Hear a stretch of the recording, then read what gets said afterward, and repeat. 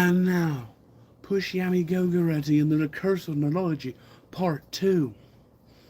That night, at first, Lorna couldn't bring herself to sleep. Not only had some of Finnegan's tales frightened her, but her mind was elsewhere. She couldn't stop thinking about that woman stuck inside the lute. Lorna felt sorry for the woman, but she was also wary. What if the woman was really evil? What if she wanted to take her dear sweet Henry away? She could never forgive herself if anything happened to that sweet, sweet man, the very same who was sleeping by her side. He had come to mean so much to her. Could a spirit stuck inside an instrument come between them? She didn't want to entertain the possibilities, and tried time and time again to get to sleep, yet her mind kept right on wandering, always turning up with the worst case scenarios. She finally managed to get to sleep after going down to Finnegan's kitchen and cooking herself up some warm milk. That was when it suddenly she appeared, a beautiful redhead with fine fair skin, emerald green eyes and rosy cheeks. Otherworldly, she offered her hand, and Laura took it in her own. Together they walked by the riverbed, where the woman said, "I let the music of the water take me to my eternal sleep." Lorna placed her hand inside the running water. It was surprisingly welcoming and warm. She turned to her guest with uncertainty and asked shyly, "Why do you come to me?" The woman said, "He who owns me earthly vessel will soon be ready to take thee as his future wife, and you will soon be his future wife, or forever protected by my earthly vessel." She said, "My name is Evelyn of Morpeth. Forever will I be your guardian, for you are Lorna Lillian Epstein." The woman named Evelyn then leaned down and gently kissed the tip of Lorna's hand. And that was when Lorna Lagrange opened her eyes, immediately wondering where the mysterious visitor had gone to, only to see the peacefully sleeping and snoring Edwin lying faithfully by her side. And that was when Lorna realized she had nothing to fear. And all of this must have been a dream, except it wasn't a dream. She sat straight up in bed and quickly shook Edward with all the excitement, much like a child on Christmas morn. And when he didn't stir, Lorna shook him harder. "Wake up, my dear." And when, "Goodness me," Edwin said with a start. "Oh, what on earth's the matter?" "I met her," gasped Gorna Lagrange, practically shivering, but not from fear, but instead from joy, from head to toe. "I met Evelyn." Lorna and blinked at her in the dark. "Who's this?" "Evelyn," gasped Lorna, "the female spirit who's been living inside you, and your lute." Lorna, what? Edwin was beyond confused. Her name is Evelyn. Lorna was laughing and crying at the same time. She came to me in a dream. Well, it might have just been a dream. Lorna shook her head in amazement. "But I can't believe it was a dream. It all felt so real." "Lorna, dear," Edwin was. "Please, love, I can understand. The spirit inside your lute." Lorna wiped her eyes, even though she was smiling. "She came to me to dream, and she—" Lorna stared deeply into Edwin's eyes and realized she didn't want to repeat the spirit of Evelyn's message. She very suddenly had a thought, though it was more like an instruction, telling her that he was the only one that was supposed to propose, and not the other way around. She she gives us her blessing, with all that she alluded to him, to the truth behind her words. Hangman looked a bit startled. However, he was also surprisingly calm about the news. She'd feared he'd think she was crazy. Instead, he immediately opened his arms wide, and Lorna fell into them in complete surrender. They celebrated their union once more throughout the night, continuing to embrace and kiss each other sweetly until the stars began to fade. They would eventually fall asleep again, but only after the morning sun began to rise. Pushami Gelgaredi and the sifting sands of time.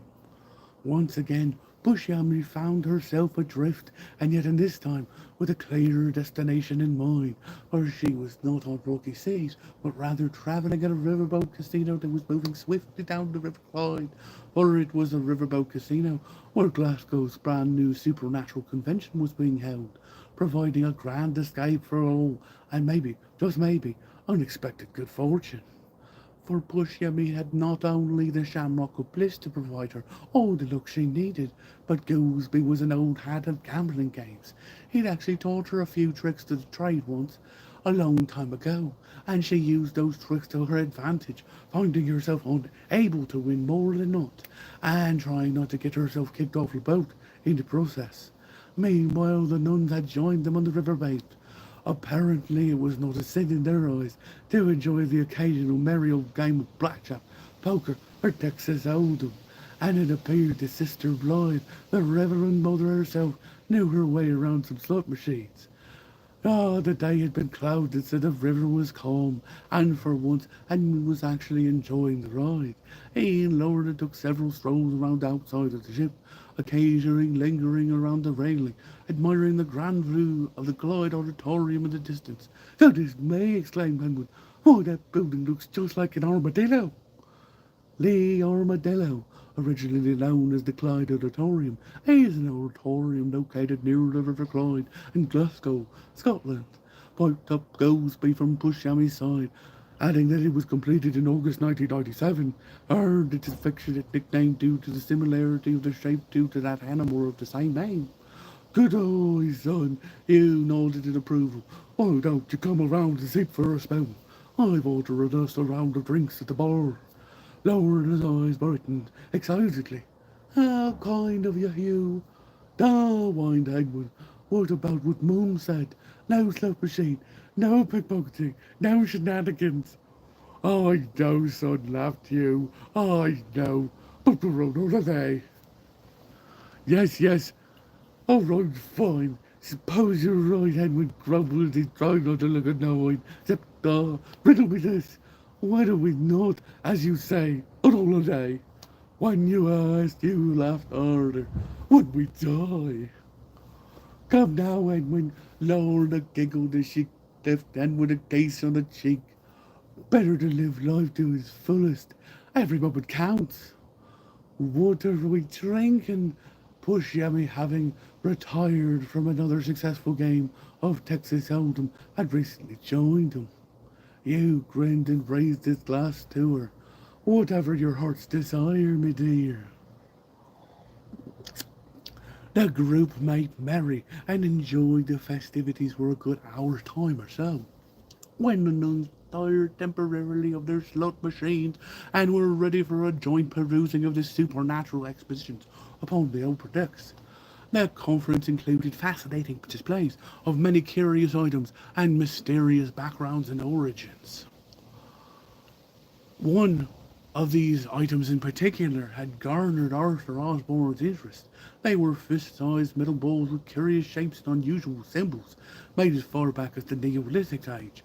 Towie balls, as they were known, and as they had been found all over the UK and Ireland. While certain theories abound, no one knew as to their original purpose. However, Arthur Osborne had a hunch that theirs was a function of magical proportions. He suspected this because of one of the Towie balls he kept hidden in his knapsack, which he brought with him ever since he'd left Ireland several years ago. He kept it as a sort of talisman, and for some reason felt as though it had protected him. "Those look like something from the future," remarked Edwin, mesmerized by the intricate carvings in stone. "They do indeed," nodded Hugh, "except curiously, they are from the past." He turned to his friend. "What do you make of these, Arthur?" Arthur just smiled as though he knew the answer. "Sir, one of the ship's guards in charge of preserving the safety of the convention had almost shyly approached Arthur Osborne with an unexpected request. You are Sir Arthur Osborne, correct?" "Indeed, the one being had Arthur Osborne. And who is the one who is asking?" "Mr. Nathaniel McGibbons, sir." "And what can I do for you, Nathaniel?" Well, sir, the guard seemed nervous, though it was not clear why. I do believe your presence is required. Always at hand beamed Arthur Osborne with a military style salute. What seems to be the trouble, young man? Well, you see, fumbled McGivens, there's this 18th century object of interest known as the witch's bowl. You see, it's handmade blown coloured glass with the intent of warding off of evil spirits. But it seems that this particularly witch's bowl has got a hex put upon it, and we humbly request you be the one to remove it, if you deem it safe for our ship's inhabitants to do so. How do you believe it's cursed? Inquired Arthur Osborne, his curiosity piqued. It's been moving, said McGibbons, all on its own, and when anyone touches it, it zaps them like lightning. I see. Arthur Osborne approached the object, which was a beautiful blue spun glass bowl sitting upon itself inside a glass case. Can you please remove the glass so I could examine it? But, sir, protested McGibbons, it might injure you. I have received far worse injuries than that, retorted Arthur, with a certainty that neither Buscemi nor the rest of them had witnessed him before. I could assure you of that. McGibbons knew better than to argue with as he timidly approached the object and carefully lifted the glass case. Arthur removed his Osborne again and scanned the item, immediately receiving a message from the unfortunate spirit who was trapped inside. Immediately Arthur spoke the words for the rest of them to hear, loud and clear. My name is Abigail Whimsy. I was only 48 when they sent me to my death by flames that burned the flesh that once encased me. I do not know what I've done, only that I didn't mean anyone any harm. Poor Abigail, murmured Pushyami as if in shock. It sounds as though she was accused of witchcraft and then condemned to death by punishment. Arthur nodded sullenly to Pushyami in confirmation of the sad fact before turning back to the present matter at hand. My dear, said Arthur to the bull, who was it who put this hex on this here object and trapped you here inside? He promptly used the Osborne again to retrieve the second message. My captors did upon the moment whence they ransacked my village and my own. Oh, I'm sorry, dear, for all your tragic circumstances, said Arthur gently. You are not among friends. Would you like to be released from captivity and your soul given entrance into heaven where it truly belongs? The third message that came almost left them all in tears, both joy and pain alike. Yes, that would be preferable, said she, for I have both friends and family who have long been waiting me for me there. Bless you, my dear, said Arthur Osborne, and with tears of happiness in his eyes, used the soul siphoner on the object, which began to glow, then shook as if by some mighty force, then the glowing dimmed, and the object once more lay still. Almost at once a sense of calmness filled the room, and everyone let out a collective sigh of relief. So, McGibbons cleared his throat rather loudly, so as to clear the air. She's really gone, then, yeah? Yes, smiled Arthur Osborne, pleased that everything had worked out so well in everyone's favour. She's really gone. Well then, brightened Hedwin. Time for celebrations. I hear they're having a medieval style masquerade ball just upstairs. We better get up there so we can join in the festivities.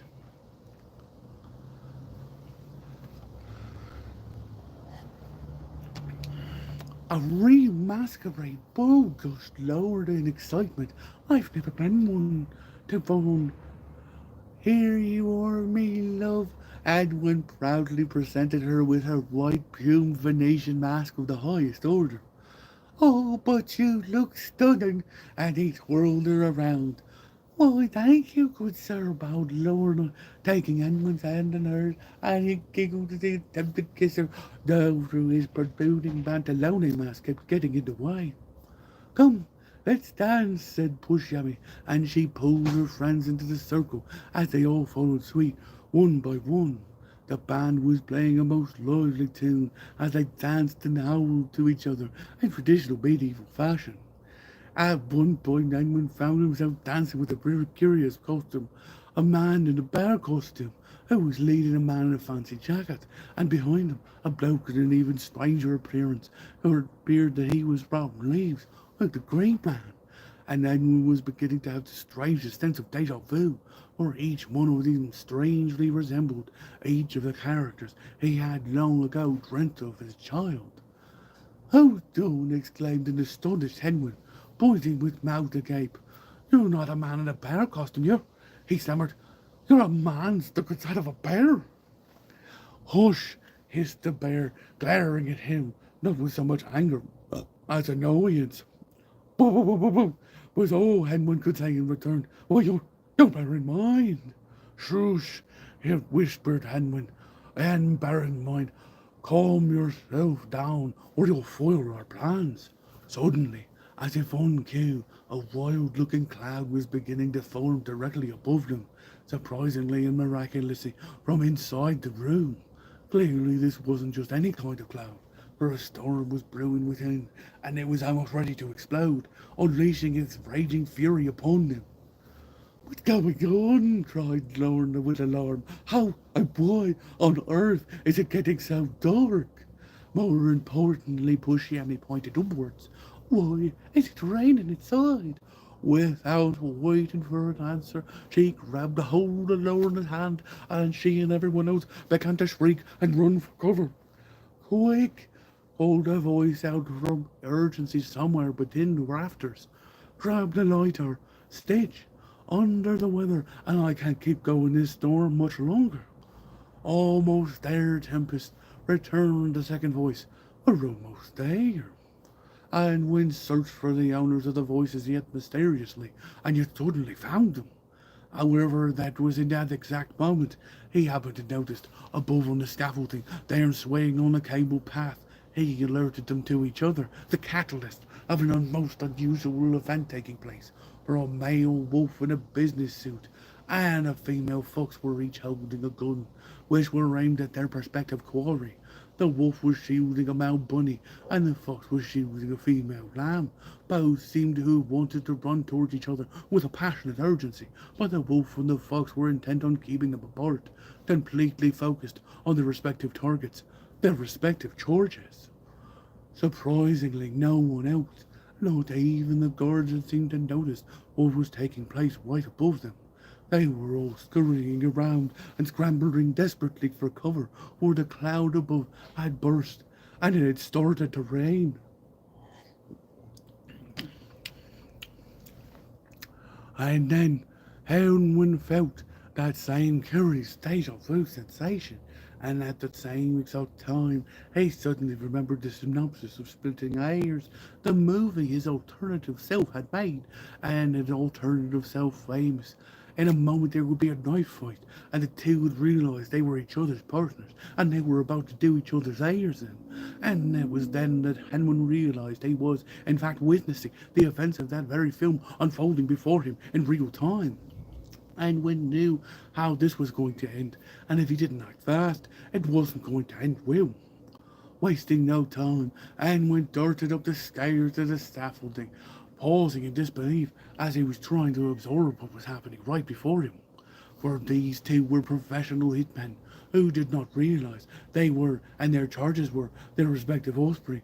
One a teenage boy, and another a teenage girl. They had been deployed by a jealous former partner, unbeknownst to each other, to kill their own as an act of his mortal revenge. And if Henwood didn't do something, they would shoot each other without realizing the cost.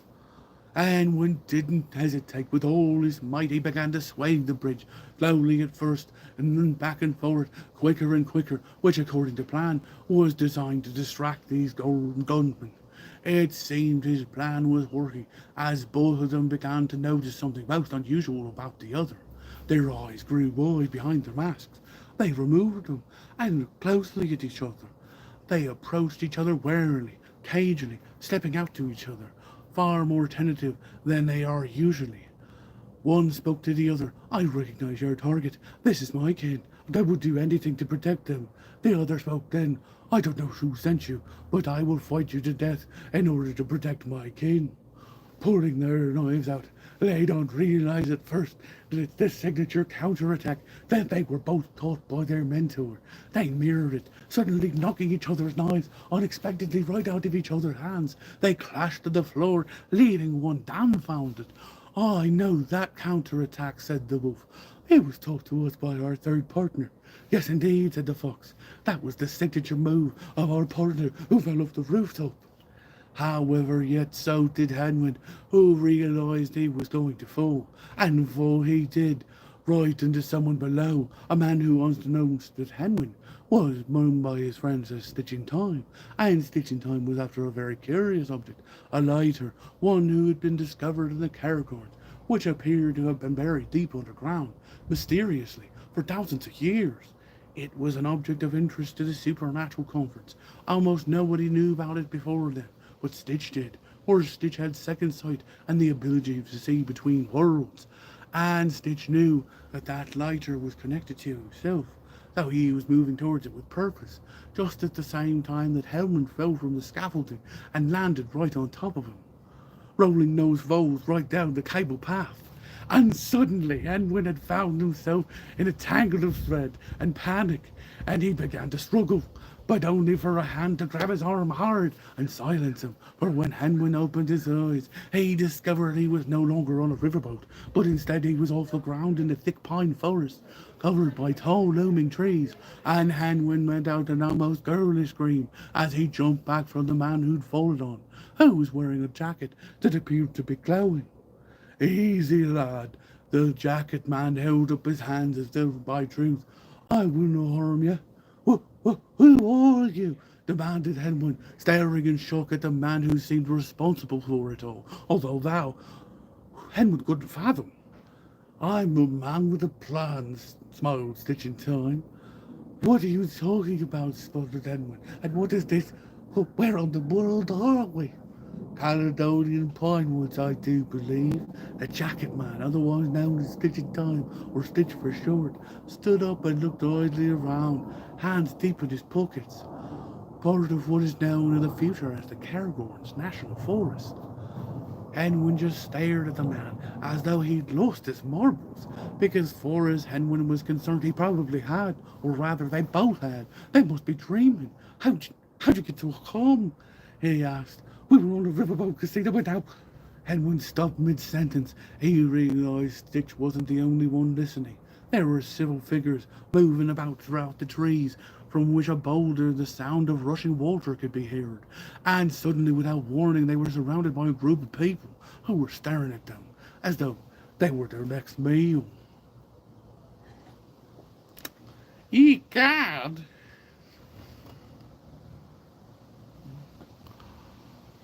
And now,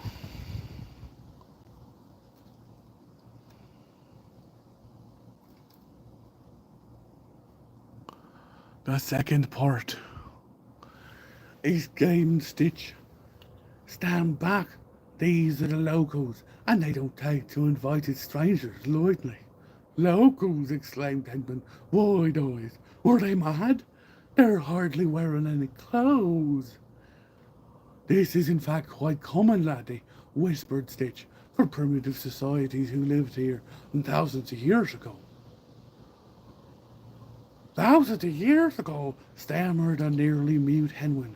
Come on now, you must be joking. He was proven, however, very quickly that Stitch in Time was not in fact joking, for the red-haired, crazy-eyed wild man who was running towards him with what looked like a club. He was wielded in Henwin's direction, and braced himself as the man bore down at him, preparing to strike. But the blow never happened because Stitch in Time had remembered the lighter, which he now flicked on like a light switch, which immediately stopped the wild man in his tracks. I must also add, Stitch spoke over his shoulder, almost as a hypnotist, and he began to wave the lighter slowly back and forth in front of the wild man's face, and the wild man began to start swaying back and forth in time with the lighter, and the others behind him looked entranced as well. What? Edwin couldn't believe what he was witnessing. "What are you doing?" "Saving your life, me lad," grinned Stitch in time, and subsequently mine. Grinning he stuffed towards the wild man, who now appeared to be under his spell. "Now," said Stitch, "take us to your village, kind sir, and we will have ourselves some tea." "Tea," muttered Hadwin. "They bring tea?" The wild man led them through the woods and the source of the running water, a rushing waterfall in a small glen where behind the waterfall, much to Henwood's surprise, there stood a large granite and limestone cave covered in shiny green moss all around the outside. Henwood was impressed to find several young children running around and playing, and several mothers were protectively standing by. "What is this place?" he whispered to Stitch in time. "What are we doing here?" "Ah, yes," Stitch in time smiled fondly as though he knew the place. "Home, sweet home." "Ooh, ooh, ooh, ooh! Oh, oh, oh!" questioned the wild man, who was suddenly docile and appeared to want to provide them with a lovely freshly prepared fish dinner. "Ah, yes, yes," exclaimed Stitch happily, as though they were old friends. "We will feast, my good friend. But first, let us put on a show." "A show?" Edwin was astonished. "Yes, yes," grinned Stitch. "They will have dinner and a show." But I, without warning, he was bonked upon the head. "Away!" cried Edwin. To his surprise, several of the women and the children giggled. Normally, Edwin wouldn't have minded, but several of the women were quite fetching, as though he felt as if his face was on fire. "Now you listen, you!" He turned with a shaking fist, only to be knocked over by a large mud-pointed face. And both men and women and children were howling with laughter. "Why, I oughta!" And when charged the Stitch and only to be tackled to the ground. Both began to tumble and roll as though there were barrels of monkeys on the ground, until Hammond didn't even know which way was up. Suddenly, he was on his feet as Stitch had pulled him up by the bootstraps. "Follow my lead," the older man whispered and handed him a stick. "This is your bat," added Stitch, "and this is mine," he added, pointing at his own stick and a bowl made out of caked mud. "And this is the bowl, and now is the time." And Edwin suddenly felt as if he was 12 years old again, standing in a ball field, when a most unfortunate occurred, for a girl who was a bully and had it out for him for some time, and before Edwin knew what was happening, she thrown a baseball in his direction, which hit him square in the forehead, and everyone saw it, and he could hardly stand for a week. And Edwin thought suddenly that he really must be dreaming, because a second later the same thing happened, and Stitch in time had cracked Lobo right next to his sensitivities. "Oh, mercy me!" cried Edwin as he fell to the ground, writhing in pain. You looked up at his dream phantom. You are a dead man." He was about to run at Stitch in time, but Stitch had another plan up his sleeve, and he whipped out the lighter, this time hypnotizing Henwood into a stupor, and Henwood lit out a large fort, which Stitch had turned into a flame. And suddenly Henwood was running for the little lagoon, yelping like a wild animal, for Stitch in time had lit his fort on fire, and now his pants were going up in flames. Without hesitation, Henwood leapt right upon the water, instantly cooling his oars as the crowd roared with laughter, and poor Henwood was soaked to the bone. "Oh, laddie," Stitch said, over him lamenting, "forgive me, laddie, 'twasn't meant you any harm. 'Twas the only way we could distract them from having us as their next meal, which by the looks of it should be ready any minute now, and thank goodness, 'cause I'm starving." You," stammered Edwin, gaping up at him from where he sat, with water up to his waist in the shallow part of the pool. You're a bloody madman." To which Stitch in time just grinned, as though Hanman had said the funniest, or perhaps wisest thing in the world. "Oh, me dear sweet laddie," and the man in the checkered suit, as he helped his young friend to his feet. "You've no idea. We're making an emergency stop," announced the guard of the riverboat casino. "Everyone remain calm and proceed to the outer decks in an orderly fashion." "Where's Henwin?" Lorna called out. "Henwin!" "Right here, me love." A voice called out that was most definitely Henwin's, or so Lorna thought, but to her surprise he was wearing a different mask, though she was relieved to see him nonetheless. "Are you all right, my darling dear?" Lorna blinked at him, for Henwin had never called her darling dear.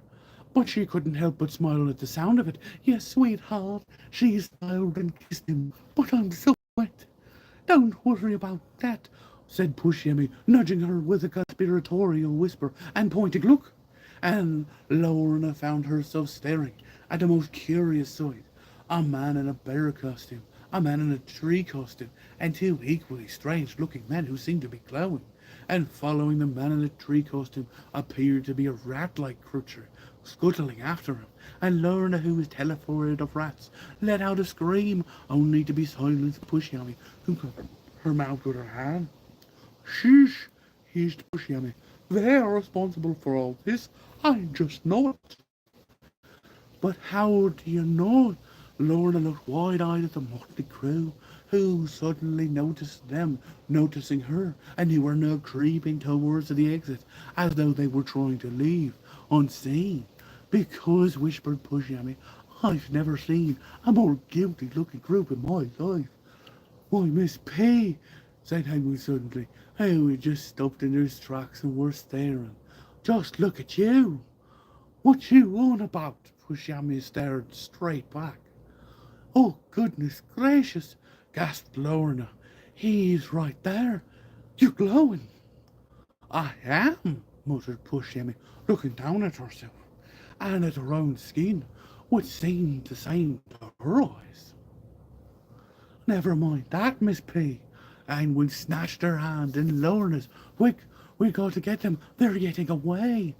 Without hesitation, they yanked both Lorna and Pushyemmy off the boat, which was docked as if it had made an emergency stop, and there they could see the motley crew running for the Riverside Museum, heading straight for the tall ship Glenlee, a historic replica, which was part of the museum proper, that sat docked on the River Clyde. They followed the group around the ship. They should have been right on top of them, but once they had rounded the corner there was no one to be seen. The shipyard was empty, save for a few patrons of the museum, and suddenly Lorna let go of Henwin's hand. "Where's Pushyemmy?" she exclaimed. "She's not here." Unbeknownst to Lorna and Henwin, Pushyemmy had stopped running before she'd even reached the Glenlee. For she had seen something that was even stranger than that Bear with Us crew. She could have sworn she'd seen none other than Gideon Goolsby, alive and well in the flesh, walking towards the museum with coffee and briefcase in hand. And suddenly it seemed as if time stood still, or perhaps moved backwards, or maybe forwards, as in her mind's eye a series of images began to stream in quick succession, like a movie reel, so each so vivid that Pushyemmy could not do anything, as she stood mesmerized by what she was witnessing unfold. There she was, standing in front of a group of 7 young women, all of different nationalities, and they were waiting for her insight, her wisdom, and her command. There she saw all 7 women using the power of thought, or perhaps intuition, to return balance and order to the atmosphere of the planet, unleashing a natural-born power that Pushyemmy didn't even know could be possible. And each of them were using their unique abilities to overcome adversity and complete the quest. At the heart of it all stood Pushyemmy, who watched over them with an almost motherly love, but with a fierce mother-tiger protectiveness, while showing her prodigies the room to develop their gifts and grow. And then Pushyemmy instantly saw herself as a 90-year-old woman, except she wasn't feeble, but strong and growing, for she was the one designated to send the most important message to all humanity through the most advanced computer of his age, the time computer. And Pushyemmy saw herself pressing the button without regret, knowing that it was the critical moment that changed everything forever, but for the greater good of all. And that was the last Pushyemmy herself ever did remember from that very moment, because the next moment, as she opened her eyes, she was in a completely different place, for there she was, lying fully clothed under the covers, as if someone had placed her into a hospital bed in a private hospital room, without having any memory of her having been taken there. Nothing seemed particularly amiss, except for an excruciating headache. She made note to ask the first nurse she saw what could be the cause of it, and yet at first she needed answers, and so, with an urgency she wasn't typically privy to, Pushyemi rang her call bell.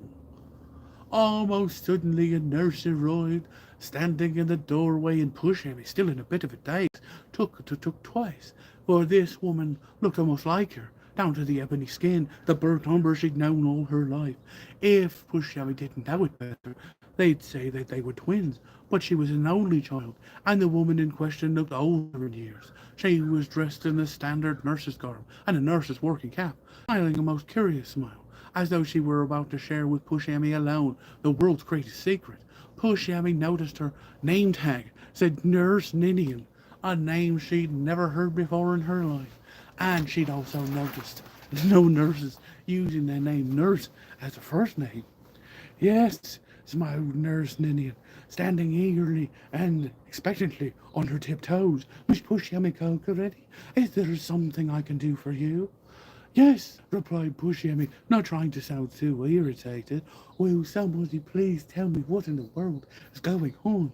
Nurse Ninian smiled, though Pushyemi couldn't be sure there was anything to smile about in this moment. There seems to be something we're trying to find out ourselves, miss. Well, maybe you can tell me how I came to be in this hospital room, demanded Pushyami, and where my nearest friends have gone off to. She was suddenly very aware of her beloved Goolsby Cutcher, always sticking closely by and gripped it tightly as if it were her mother's hand. Do not fear, Miss Already, smiled Nurse Ninian with that same unsettlingly calm smile, for you are in fact in good hands. We've run some tests to understand why you're glowing this most captivating greenish hue. Now, before we can continue, and Nurse Ninian stuck her two closer to the bed, I kindly request you hand over any items that are on your person, including, I might add, that nurse added a strange looking device that's hooked up to your hip side. The gotcha! Exclaimed Pushyemi, drawing back in sudden alarm. Do you mean you want my Goolsby gotcha? Why, yes, my Ninian, that's what I mean. Pushyemi pierced her lips closely together. I'm sorry, but my Goolsby and I are never apart, and never will be. To which Ninian cocked her head to the side innocently. Goolsby, you say? For who doth do you know whence forth this Goolsby? He was my mentor, snapped Pushyemi, and he still is to this very day, and nobody, you or otherwise, has taken him from me. But you see, smiled Ninian, as though she were about to reveal the secret she'd kept hidden inside for so long, that's where you're wrong. And she was about to retrieve a hypnotic device of her own from her pocket, when, without warning, Henwin burst into the room, followed by a startled and out of breath Lorna.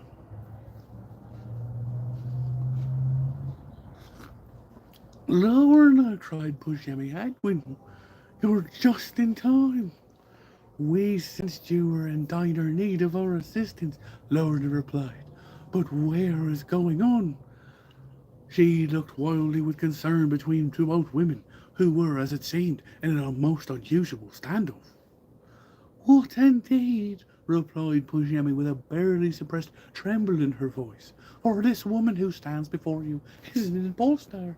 And Pushyemi pointed an accusatory finger at Nurse Ninian. She wants to take my goose because Pushyemi retrieved the call button, but I will call for help immediately if you persist. Why, dear Pushyami, dear. Nurse Ninian shook her head. I wish you no harm at all, she added with a much larger grin.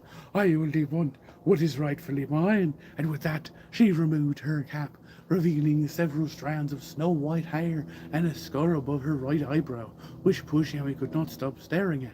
It seemed to remind her of her own life scars, the ones that never seemed to ever go away. Gita, it was Hangman who broke the silence. It was so awkward. Well, if it isn't Gita Camber. Ah, yes, of course, grinned Nurse Ninian, or was it Gita? Sir Hoogstein. She's mused with amusement, bowing almost mockingly down at him. We meet again. You know her? Lorna stared at Henwin with eyes wide and mouth fully agape. Well, Henwin fidgeted, stared off to the distance, as though trying to retrieve a distant memory, and rubbed his neck. Well, we're actually briefly. He grimaced, as though remembering something painful. We knew each other, but it was a long time ago. Knew each other, and Lorna's voice trembled, as in Lorna glared at the woman in question. Lovers? And one seemed to have ants in his pants, as though he were doing a restless little jig. No, not exactly. What then? Demanded an extremely flustered Lorna. And what does she want with push at me? I want nothing with push at me, Gita grinned wearily at them. I only want what push at me has to give me. And poor Emmy grit her teeth. Whoever this woman was, she did not have dominion over her. Without hesitation, in spite of her sudden fatigue, Bush Emmy jumped from the bed to the ground, holding her goosebump gutcha with a protective fierceness. Why wasn't he responding to any of this? It didn't make any sense. Look, I don't know who you are, said Push Emmy to this most unusual woman who stood before her, and I don't know what you want with my Goolsby. She tightened her grip on the device. But you absolutely, positively cannot have him. I won't let you, said Pushyemi, or anyone else take him from me. And he does not belong to you. Nor does he belong to you, Gita did not remove her smile. He does not belong to anyone. He's a free spirit. At that, Gita looked through the window into the distance as though she were retrieving a very fond memory.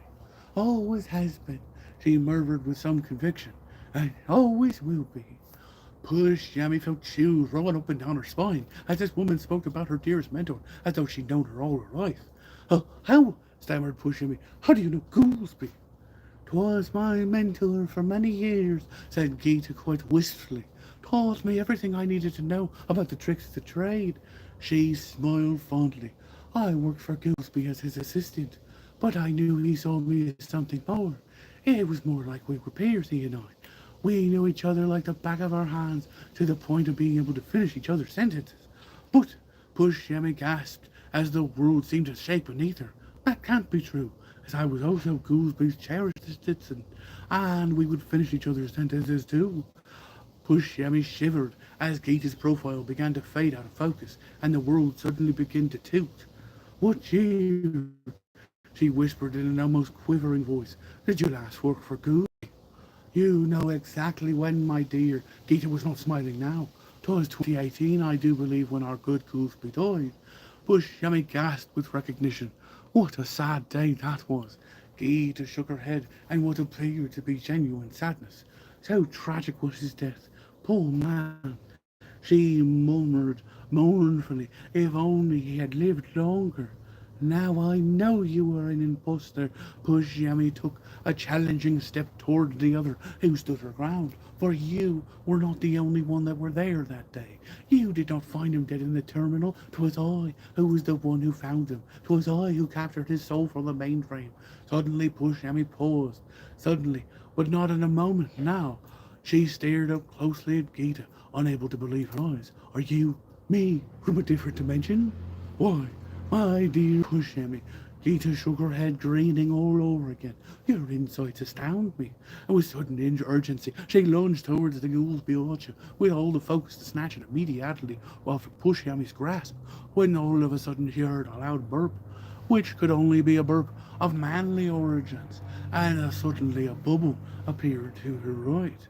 This bubble began to glow, and to push him his astonishment grow, to the point where it appeared to be a portal had emerged out of thin air in the hospital room. Where did that come from? Pushyami demanded. No time for asking questions. Henwin snatched Pushyami's hand, then Lawrence, as Geeta stood in the middle of the room looking stupefied. Go!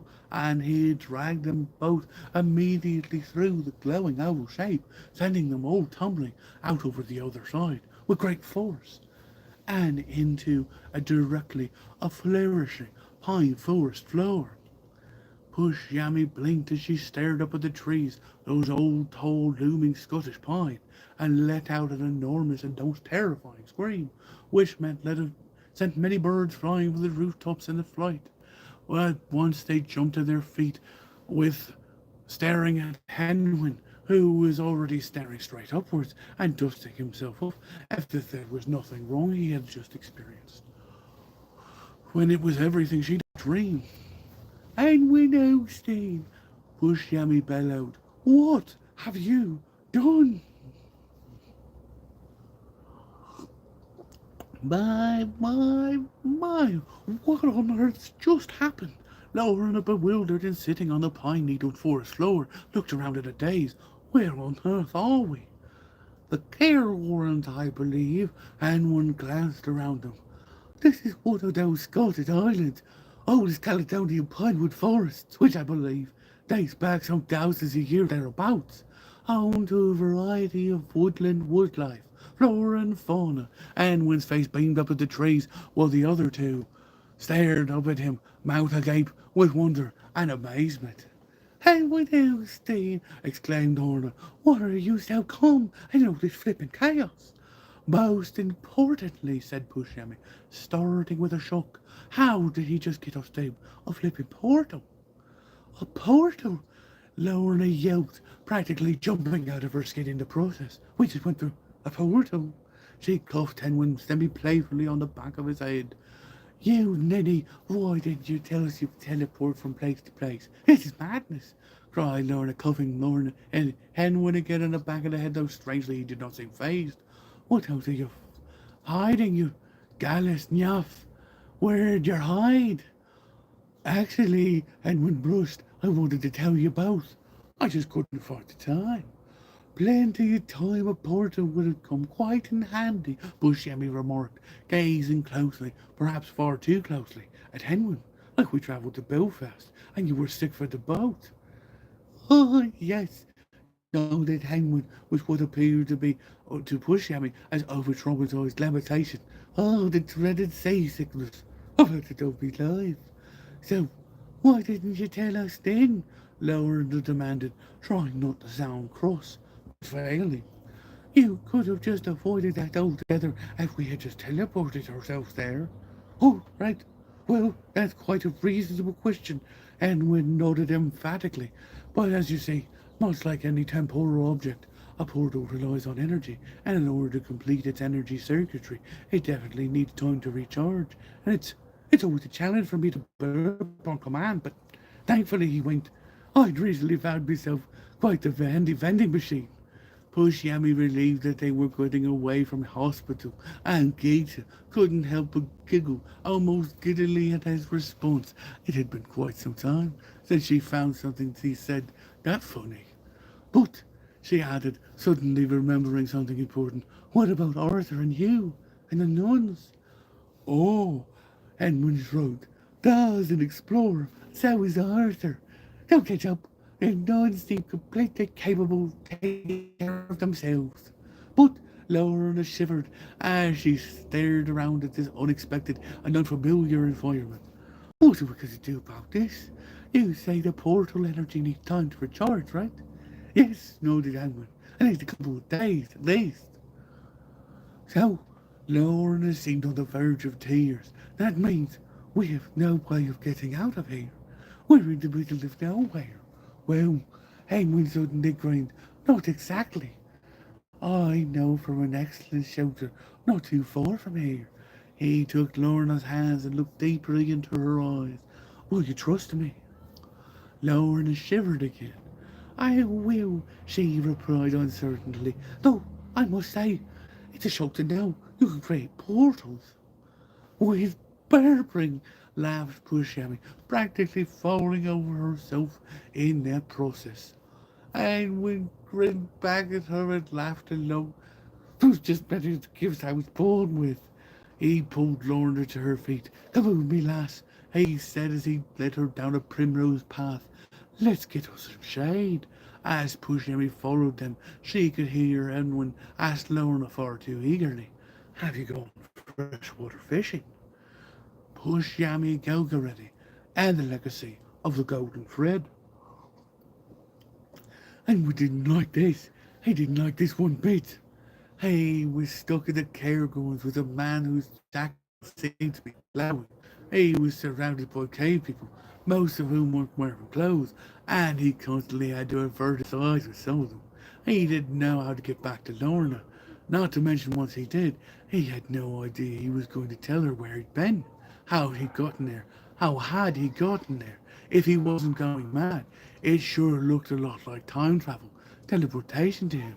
And up until now, he thought that was something that only happened in the realms of science fiction. Yet here was a character he knew about, who was a character he had created out of thin air and one dimension, only to appear in another, for it was all far too much to absorb.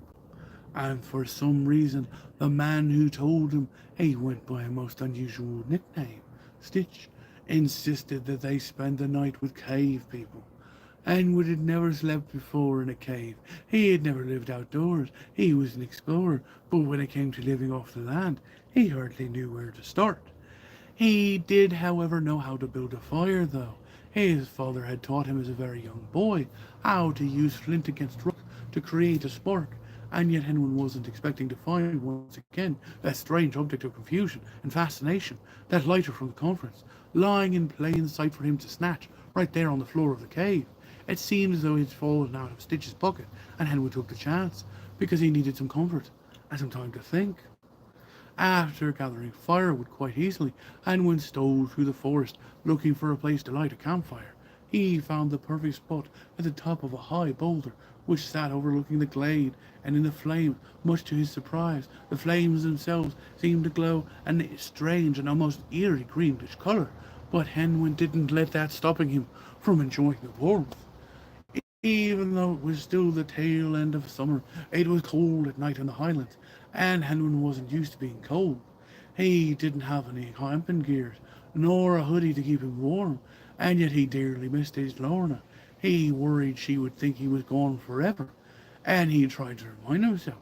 Lorna had gone missing, and was found once again, thanks to himself, and Pushyami, and Chance. A sudden snap of a twig caused Henry to jump and turn, just as Stitch himself emerged from the shadows wordlessly, like a ghost. He came slowly towards Henry and stood with him for a moment, as though trying to puzzle through something. Finally he spoke. "Maybe I join you." And Wynne nodded as Stitch took a seat on the cold hard ground. "Beautiful night, isn't it?" smiled Stitch. "You chose a good one, laddie." "My name is Henry," muttered Henry. "Henry Hugstein, not laddie, and I didn't choose anything about it at all." He turned and stood to glare at Stitch. "You must give me some reasonable explanation for what's happened, because I'm starting to think I'm losing my mind." "No, no, son," laughed Stitch. "You're not losing your mind. You're expanding your horizons. Why, when I was a lad like you—" "Where did you come from?" demanded Henry. "You're not even supposed to exist." "Ah, perhaps you've got some truth, lad," nodded Stitch. "For what is existence? Why does it occur for any one of us? Do any of us get to choose who we are and what we become? And then we get to choose. Why do we choose what we do? And what does supposed to mean with anything exactly? Who's deciding what's supposed to happen?" "Some boys say God does that," noted Henry. "Aye," nodded Stitch. "But is God responsible for everything? Shouldn't we be taking care of ourselves better and each other? Otherwise," added Stitch, staring as Henry squeezed her in the eye, "why are we even here on this big blue planet of ours, when a majority of humanity has done nothing but destroy her or put off it home?" And when poked morosely at the fire with a stick, sending sparks up into the night sky. "So what?" he muttered. "Why do you think we're even here? Do you think we're all just one big mistake?" "Oh, you know you mind," shrugged Stitch as he leaned against the smooth-faced rock. "I don't have all the answers, son." "Apparently," sighed Hedwig, "neither do I, 'cause in other dimensions I've chosen, well, much different paths." He toyed with the ground at his feet. Apparently, in one dimension, I created a CD, an entire feature film, and a comic book about a superhero. This is sound of a hypnotist living in the body of a bear. And when groaned into his hands, how did I get here? I don't even know what I'm doing. The body of a bear, you say? Stitch in Time sat up abruptly. Well, it sounds like my good friend, bear in mind. And when Albert dropped the stick and shook, you two, you actually both actually knew each other? And then shook his own forehead with disdain. But of course you do. You were both of the same convent and when hesitated, not sure he should add that Stitch in Time was one of the characters in the comic book his alternative self had created. Tell me, he said, still hesitant to even ask this question, because the comic books had never gone into such matters. How exactly it was that you actually did two meet? Oh, smiled Stitch, seeming to relax a bit more as the fire continued to burn, sending dancing shadows across his face. This is a wee bit complicated. Go on, please, nodded Edwin, leaning forward almost eagerly. I've got some time. Once there was a Savile Row tailor who had been working in that industry for 20 years, or than, and that's only in the official capacity. They had done so many suits at that point, it would have to be there uh, before they could cut that lapel. They had to focus. And at the time they disparaged that fabric they knew was the best fabric they were going to get to work with. As surreal as it was, they often wondered who would ever wear such a garment after the original owner had ceased to be. It's especially more astonishing who would warrant that. It wouldn't be interesting if their soul went into the jacket, as they were most perplexed whether they stood out as this. Who could justify this? It turned out there was a person who wore it that understood things about time and space that no other human could afford to understand. For I am the one who can travel through all time and space. For as long as I had a thread to trace back through the strands of time, I could travel any time and space if they had a connection to it. For remember, we are all living in all moments we have ever lived. Just like I did three epiphanies, realized Henry. Exactly, nodded Stitch. And consequently, we are living every version of their life they could have ever lived, and in the current moment, all moments of their lives are always being concurrently lived. And so I knew the moment I had found the jacket that I was the one who had always worn it throughout the ages, the one who would wear it for all of time. Glorious as this jacket was, it was minute details demanded. The pattern is hypnotic and incredibly complex. You could argue it looks drab, or the stories of the land of the Kashmir it came from, how dull grey, naturally sooty, chestnut and hazel as his eyes, ecru and amberous, anemonic, sepia tone as if out of time, tawny and taupe, individual threads of Hebridean cashmere woven to represent the lands from which they came. A lovely little bit of Stuart blue shot through the tartan, made done from the year of its origin, 81. You had to have a chance to get one of those unparalleled dazzlers. Subtle, restrained, and understated, all threaded throughout with the manifold of luminous tawny cashmere, all natural colours, except for the 3% silk, dyed the Stuart blue strategically threaded throughout prominently to make the entire jacket thrum with a synthesis of ancient and modern significance, like futuristic light cycles racing across the surface, retaining vibrancy and the cultural meaning imbued in a tapestry of a pattern. The mechanical looms that were used by the quality artisans who produced such technical artistry and complexity were during downtime. They didn't have the wherewithal or the financial means to buy into the next generation of complexity at that scale. They thought it wasn't worthwhile to program such technically proficient paintings and so incredibly elaborate patterns.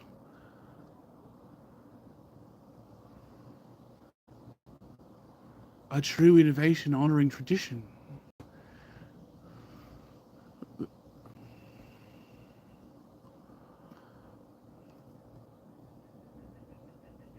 So you see, continued Stitch, the very second I put the jacket on, I felt as if I needed to present myself.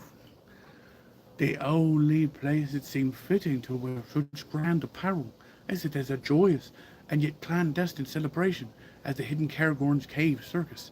The old invitation told me where to go. I found it in the pocket of the jacket that I wore kicking around the house researching. I managed to get to the secret cave circus, not knowing it was already secretly connected to it in ways that he couldn't currently fathom.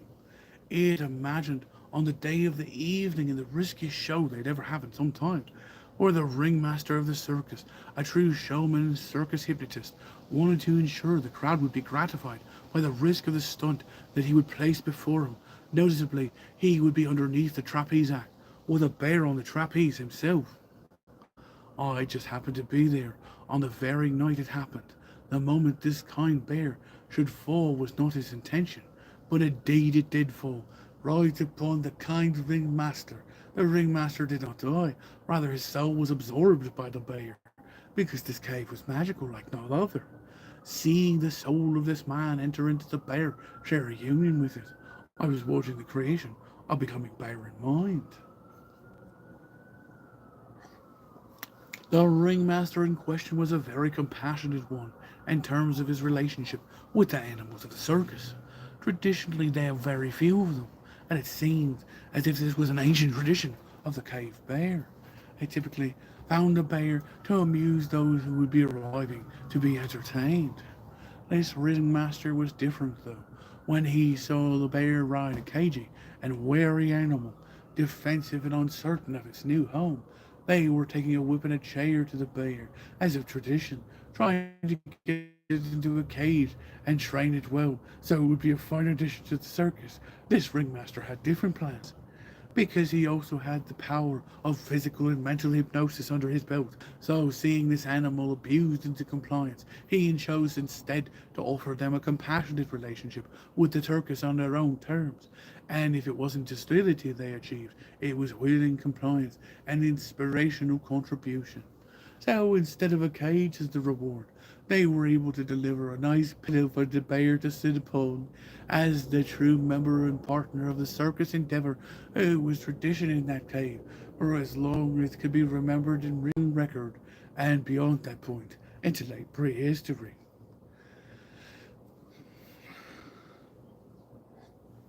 Seeing this uniquely unorthodox display, I knew immediately I had to find a way to help the bear escape, as so he could feel and witness something special, and that happens in their mannerisms, gestures, body language of the ringmaster was present in the bear, and the departure of the earthly vessel of the ringmaster himself. From the audience, I came in front of the crowd, using this wearable dazzler. This sheer physical presence was able to distract the entire crowd with an unusual and exotic dance, despite being Gerald tested and a little frumpy. I helped the bear escape without much notice. This began the early formation of Baron Mine, and he would eventually gather the others to form Baron with us. He knew I'd helped him, and I was able to locate him in the forest not long after I assisted him and becoming used to being a bear. That's unbelievable, Hangman was moved to the point of tears. We must get back, said Stitch with a smile, or we might worry. We've gone off on their most treasurable valuables. The next morning they were treated to yet another feast of fish and meat, as one might treat royals. The leader of the cave was shown by Stitch how to work the lighter, and in turn Stitch granted to him a gift from the ages. The leader he handed Henwin the flint, made in the form of an animal that they had commemorated with their tribe of the cave that had been inhabited by these creatures for years. A bear. It was getting dark as Henwin and the others approached the clearing. What is this place? Whispered poor Shemmy, unable to prevent her own excitement as the sound of rushing water increased gradually as they drew closer. It's a surprise, smiled Henry. A surprise, muttered Lorna, in the middle of nowhere. Ta-da! Exclaimed Edwin as he led into the clearing, where they were greeted with the most amazing sight, for there before them was a lagoon, which was fed by a waterfall, and behind the waterfall was something that neither Pusciani nor Lorna would have expected, a cave. It was impressively huge cave, carved from the glaciers out of granite and limestone rock. It looked as if it had not been used in quite some time. But it had been used before, and strangely, Lorna spotted some modern shoe footprints. Inside, Pushiemi couldn't believe her eyes, for the cave itself seemed to be glowing that strange greenish hue. It was actually from a sprawling green moss that was growing on the outside of the cave and lighting up the inside. Once inside, she was amazed to find that there on the wall were several unusually highly detailed cave paintings, and the more she examined them, the more excited she became, before it seemed to depict an ancient circus with two individuals who seemed unusually out of place, for unless her eyes were deceiving her, these cave paintings depicted a man who appeared to be wearing a crudely done jacket and had a bubble around it, which seemed to depict a glow, and standing behind him was a simpler dressed man who looked just like Henwin. Bushyami called out, "Come take a look at these, Lorna. You've got to see this." "What in the world?" cried Lorna with amazement as she joined Bushyami along with Henwin at her side. "Why, Henwin," gasped Lorna, "why, this looks just like you." "Why, you are in fact quite right." Henwin gazed at the carvings in awe. "Look at this. I've never seen myself doing a balancing act, or playing baseball for that matter." "Can't be you." Pushyami shook her head. "It's got to be a trick of the mind. These carvings are ancient, Lorna. They have to be at least several thousands of years old." "But look at it!" exclaimed Lorna. "And you, Pushyami, of all people." She shook her head. "I think you'd be open to the idea of time travel. After all," she grinned adoringly at Henwin, "he just did take us through a portal." "Indeed." Pushyami was now staring at Henwin with narrowing eyes. "You took us through a portal. You didn't seem perturbed about winding up in this ancient forest of the Scottish Highlands, in the middle of nowhere. In fact, you seemed to know exactly where this cave was. And while I'd never seen anything like it, you seem to have been here before once in your life. And I'll come to think of it," added Pushyami, "you seem to be acting a little bit strangely lately." "Pushyami," gasped Lorna in shock, looking offended. "What are you trying to say?" As if to answer her in that very moment, a hole began to appear suspended in mid-air. A hole that seemed to fill itself up with light, glowing stronger and stronger and stronger. And suddenly, as if out of thin air, two men appeared, one of them, to everyone's shock and astonishment, for maybe one was Hidwin. Pushyami ran towards him. "What have you done? Are you all right? And who, may I ask, is this?" "Pushyami." Lorna was tugging at her shirt. "Not now, Lorna," Pushyami exclaimed. "I'm trying to figure out what's going on." "Maybe," said Lorna, "he might have an explanation for you." And she pointed a quivering finger behind her at Edwin, or who Pushyami presumed was him. But how could Henry be at two places at once? And suddenly it dawned on her that this could not be her original Henwin, for this Henwin could take them both through a portal to one place in one blink of a moment. But here he could not even manage to look her in the eye. "Tell me," demanded Pushyami of both Henwins with tight lips, "what is going on?" "Yes," said Henwin, as he unwound himself from stitching time, sat up and rubbed his head. "Please do explain what's going on, and why there's two of me." "Oh, right." With a sudden burp and a flash of light, the other Henman was gone, and all the rest were left to assess the somewhat unusual moments. "Henwin!" Lorna gingerly lifted Henwin to his feet. "I don't understand. How did you take us through that portal, and how did you just come through that portal just now, when you were here with us this whole time? Who is this man?" She pointed a shaking finger at Snitch. "And what does he want with you?" This is Stitch, and when leaned against Lorna a bit to steady himself, where he was slightly woozy from the ride, short from Stitch in time. And as both Pushyami and Lorna's puzzled looked, he explained warily, He's an interdimensional time traveller. Pushyami and Lorna turned and stared at the gentleman to their right was shook. Do you mean to tell us, volunteered Pushyami, that you can really travel through time and space, just like that? Yes, I can indeed, smiled Stitch in time, and I can prove it to you, lassie, if you like. My name is Pushyami. Pushyami offered to shake his hand, and normally I would take you upon such a generous offer, but I do believe I've had quite enough travelling for one day, thank you. We might have to let him prove it to us, muttered Henwin, if we're going to be out of this forest alive. He tugged at Lenwin's arm. Oh, come, let's build ourselves a nice warm fire. Yes, nodded Stitch. I know how to take on a spear and get some fish in the lagoon. How do you know that? Asked Lorna with amazement. Oh, Stitch just grinned wistfully in reply. The leader of this cave once told me.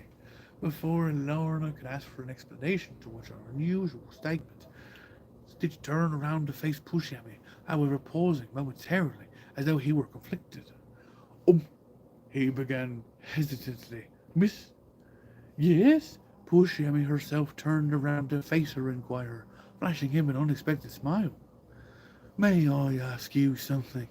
Asked Stitch with the utmost of politeness. Why, yes, Pushyami smiled at him.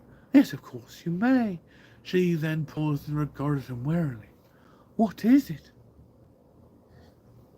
I'm just a tad bit curious, smiled Stitch, as to why you've been glowing. Goolsby gave the most unexpected reply, which caused everyone to jump with alarm. Excuse me, stared a startled Stitch in time for once in his life, who was completely and utterly confused. Goolsby came the same, however, much louder shout of response, which alerted Henwin and Lorna out of the cave. Please now, Goolsby, you must be right here. Goolsby, Goolsby. Poor Shammy was frantically searching for her Goolsby gutcha, which seemed to have been completely disappeared after they'd gone through the wormhole. As she suddenly coming up new, in complete desperation, Pushyami covered her face with her hands, shaking her head over and over as she turned her face up to the sky. Please, will you tell me what have they done with my dear precious Goolsby? Goodness gracious, do calm yourself down, miss. Stitch took Pushyami gently by the shoulders. Now kindly explain yourself. What on earth is a Goolsby? My mentor, cried Pushyami, my dearest mentor, my beloved and my most cherished friend. She cried up to the heavens. Gideon, she wailed, Goolsby! You mean he's been hiding in there all this time right inside your pants pocket? Exclaimed Stitch with excitement. He's a tiny little man. No, roared Pushyami desperately, as Henwood and Lorna looked almost shocked. He's a spirit contained within the device, which is gone missing. She stormed over the stage in time and glowered staringly at him. Now, sir, you will tell me right now, what have you done with my Goolsby? Typically, after committing a theft, the criminal would be sensible to leave the scene of the crime. However, Geeta Gamber had not even left Glasgow.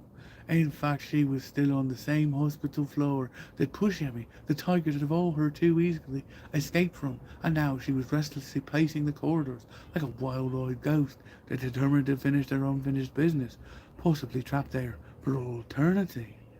Gaeta did not offer conflicts of conscience. In fact, she always simply took what she believed to be rightfully hers, and in this case it was the Goolsby Gutcha, a most sacred item of utmost importance she had longed and yearned for years, as it contained the soul of her dear mentor, Goolsby, Goolsby, the very same man for whose years she had grieved over and missed as one would miss a long lost lover or family member, and just as faithful as a lover or family member would be, she had vowed his remains would somehow reunited with them both one day, with her still in her living body, without the unfortunate act of getting herself into death. Gideon 'twas what she endearingly called him, for she was neither one lover nor a family, though she was still one held in such high esteem and affection that she might as well have been. She loved him as she had loved no other, and as he had done the same for her, so she'd seen her not as her underling, but as her peer, as her equal, his partner in experiencing the mysteries and wonders of life. Even before his death, she'd come to know that she wasn't the only one that was attached to their dear Ghostby, for secretly she had known about Pushyami's existence for quite some time, ever since her dear Ghostby had died. Now, however, she had finally gathered the courage to confront her dearest companion. But alas, now that she finally held it in her very grasp, the device itself seemed to be mysteriously unable to respond, and Keita was trying everything she could to think of to activate it. She quickly yet quietly stepped into the hospital's chapel so that no one would know she was there or disturb her. Thankfully, she was alone and the chapel was empty, so she spat in the pew and bowed her head, holding the device to her heart as she prayed. Oh, Gideon! Gideon! Cried Gaeta. It is me, Gaeta, your porter of what it must have been 1,000 years or more, for I know we have both known each other in other lifetimes and beyond. I am here to do your bidding, to be your honoured servant of free will. Should you not only see me as your partner in equal measure in this form, I am here to do as you wish. But you must speak to me, dear Gideon Goolsby, for us to work together. For I am not her, but surely you must recognize me and know my place within your heart. Oh, Gideon, Gideon, she cried, why won't you respond? Don't you recognize your own precious protege? Don't you remember the very contours of my soul? The door suddenly opened, and Geet immediately fell silent, all the while keeping her head bowed and looking at the Goolsby gotcha pressed tightly against her chest. She closed her eyes and prayed, though she was not really one for praying. And she was startled out of reverie. She felt another hand upon her, alerting her to another's presence. For once she opened her eyes, half expecting to face Jesus, where there, standing before her, was no other than Edwin Augustine. Gita spoke the name almost vengefully, with a spirit of bitterness that did not hide itself well. You old people inside a chapel, I am shocked by your very presence in such a place of such sacredness and worship. Anwin did not respond immediately. He was used to such retorts from Gaeta, and long since suspected to take such things with a grain of salt. He did not wait for an invitation. Instead, he took a seat promptly beside her.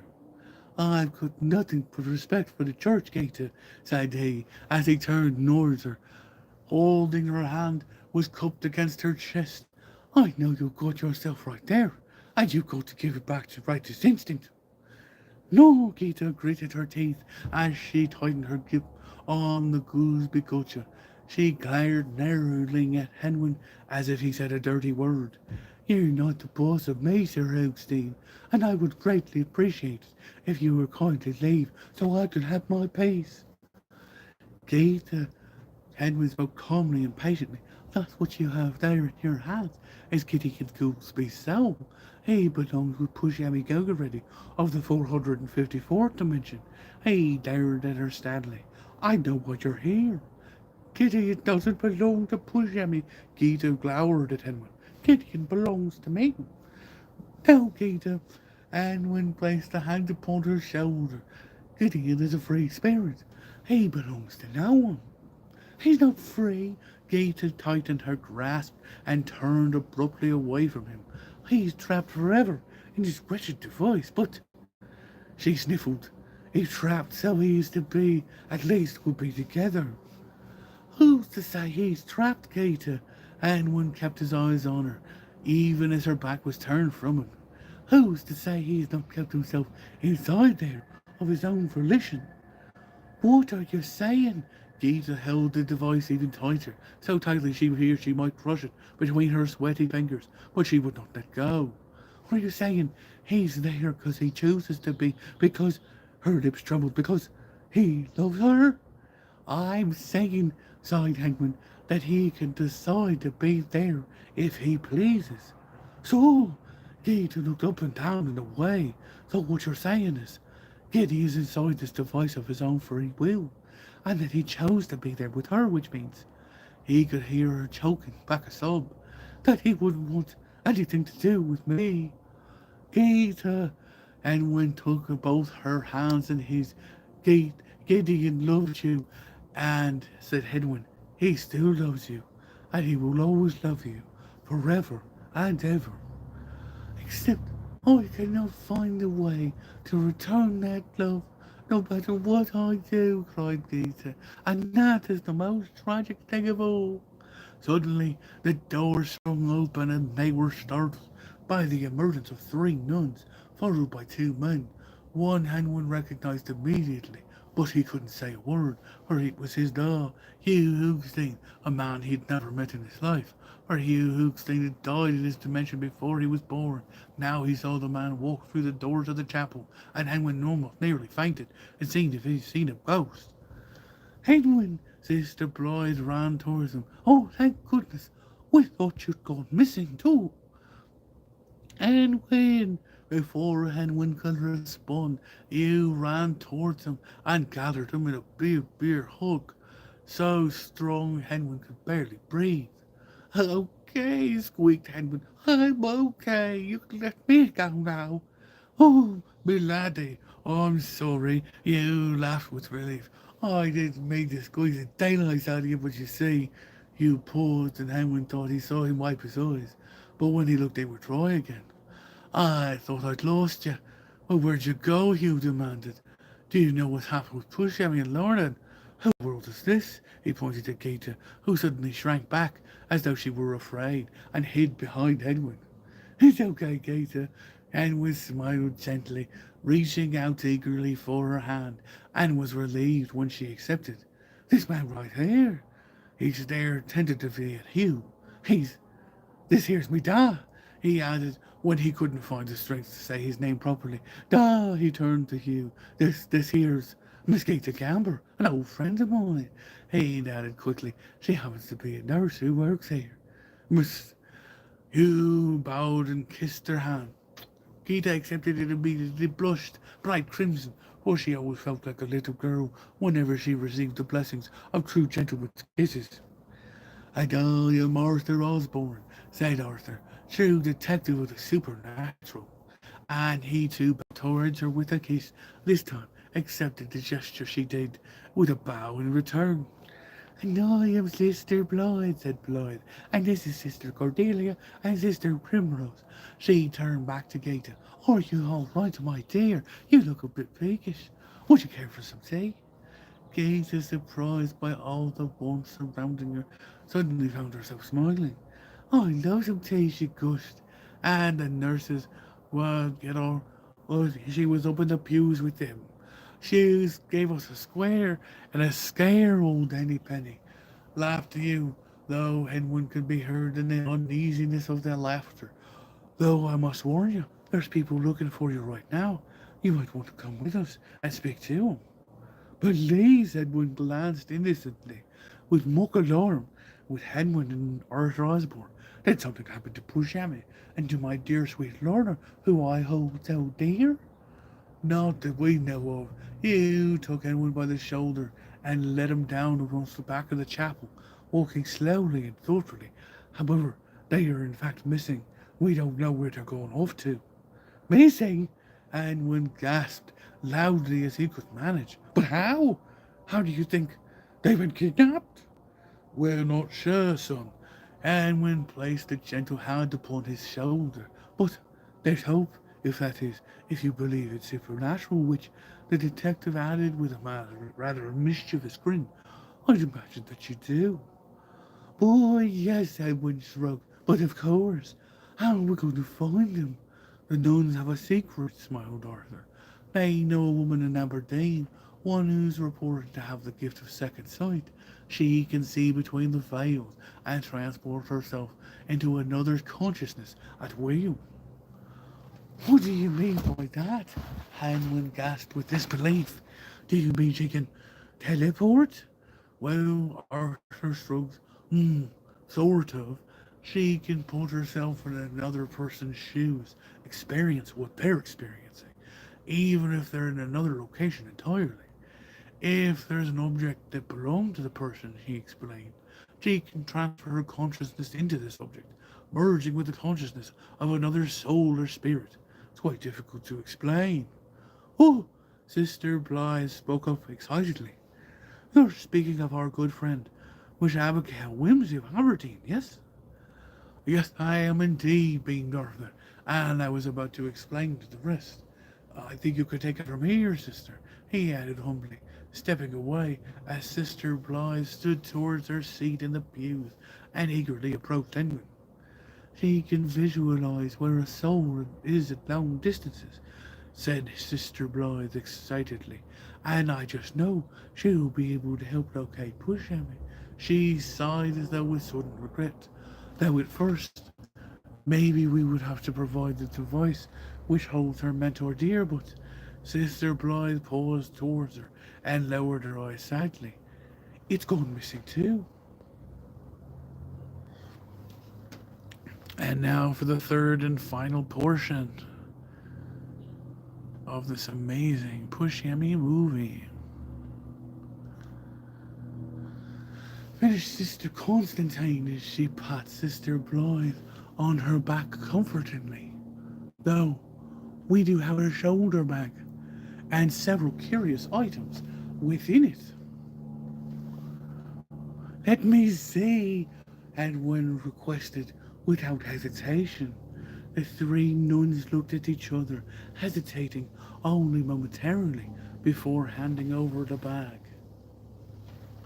Nobody seemed to notice that Geeta had not said a word for some time as she continued to sit alone in the pew, silently sipping her tea.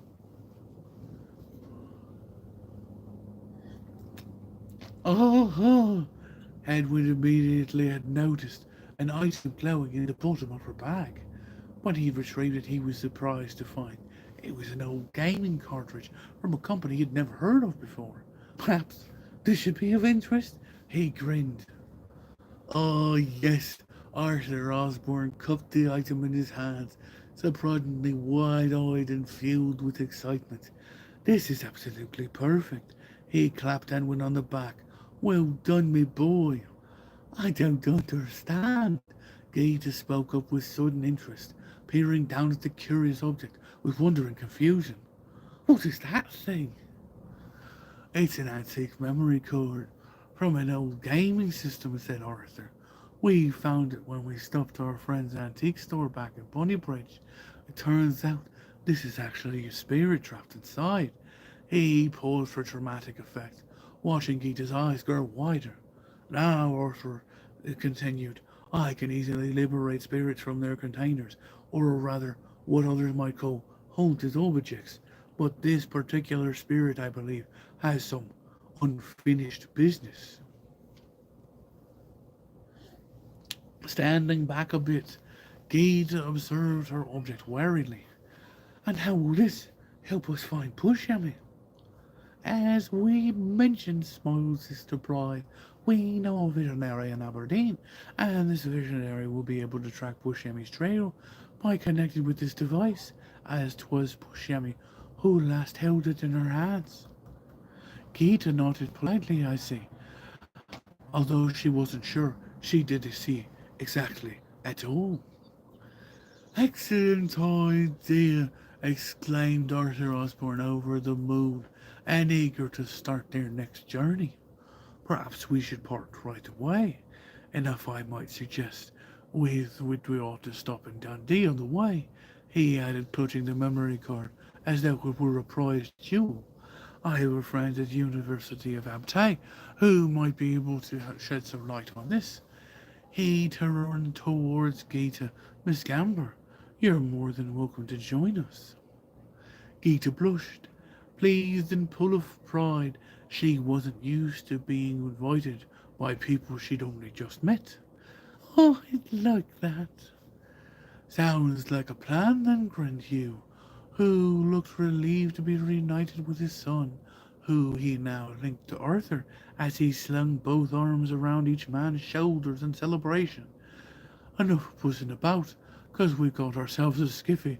But first, Arthur, do give me a favour, and I'll get yourself some pie.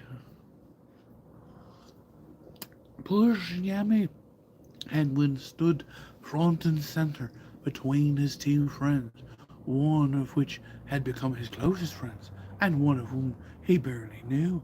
Yet he knew that in Stitch and Time would never steal an object without good reason, and would never take anything from someone like Pushyami. Stop! Please listen to me. He's not the enemy. And how do you know that? Pushyami was truly in a tizzy. You only just met him, right? And not only did he just tell us, he's an international time traveler. Essentially, that's true, replied Stitch in Time weakly. But actually, I am hiding it. Pushyami pointed an accusing finger at Stitch. And I want to know where, right now, this instant. My lady, Stitch was not one usually for pleading, but it seemed as if he'd found himself in the most unusual circumstances. Come thyself. Please, I'm telling you the honest to goodness truth that I have never known anything of this Goolsby culture, or who this Goolsby fellow even is. He is my mentor. Pushyami let go with Stitch with exhaustion, and now she leaned back against the cave for support against the glowing greenish moss. He's missing. She put her head in her hands. 'Tis all my fault. No, dear. Now it was Lorna's turn to comfort the woman who had comforted her so long ago in time of need. 'Tis not your fault. Do not lose hope, smiled Lorna as bravely as she could. And let us say the prayer for Saint Anthony that the nun said for me. She grasped Pushyami's hand steadfast. Remember? Pushyami nodded, and together with hands collapsed together in prayer, they said the beloved prayer for retrieving lost items, calling upon the saint of miracles. When they were done, Pushyami let out a loud and almost peaceful sigh, and smiled at Lorna lovingly. Thank you, she said, and squeezed her dear friend's good hand. Lorna smiled back almost shyly, and squeezed her hand in turn. Only doing for you what you did for me. Sir, poor Shammy turned a Stitch in Time, who was cautiously keeping his distance, as though he had never met a woman with such vigour or vitality. I dearly apologise for my unfounded behaviour. She bowed towards him. Please do forgive me, and allow me the opportunity to repay you for returning to our Henwin from the farthest reaches of the universe. Suddenly puzzled, she turned to Henwin. Where exactly were you before you both arrived? And when blushed, glancing awkwardly at Stitch in Time. Well, he allowed, 'tis a rather long story, and a story that takes place long before this one even did. Poor Yummy crossed her arms unexpectedly. Go on. And so Henwin told her about their encounter with the cave people of the Kerrigorns thousands of years ago, and how they nearly missed getting sacked and befriended them all, leaving behind their circus as this timeless legacy. And this had been said is a piece of flint they gifted us, and shaped in the shape of a bear.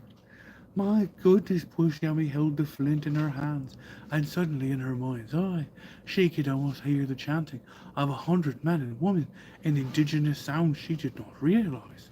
She could smell of the fiery smoke of the fire. She could almost taste the meat of the tainted hunt. Tears began to form in her eyes, and she handed the flint back to Henwin. I do one before you, she said, and bowed respectfully towards them both. But, good sir, I don't even know your name. Why, said Stitch, I don't know mine either. Been around as long as I seem to have forgotten it, so they just call me Stitch in Time.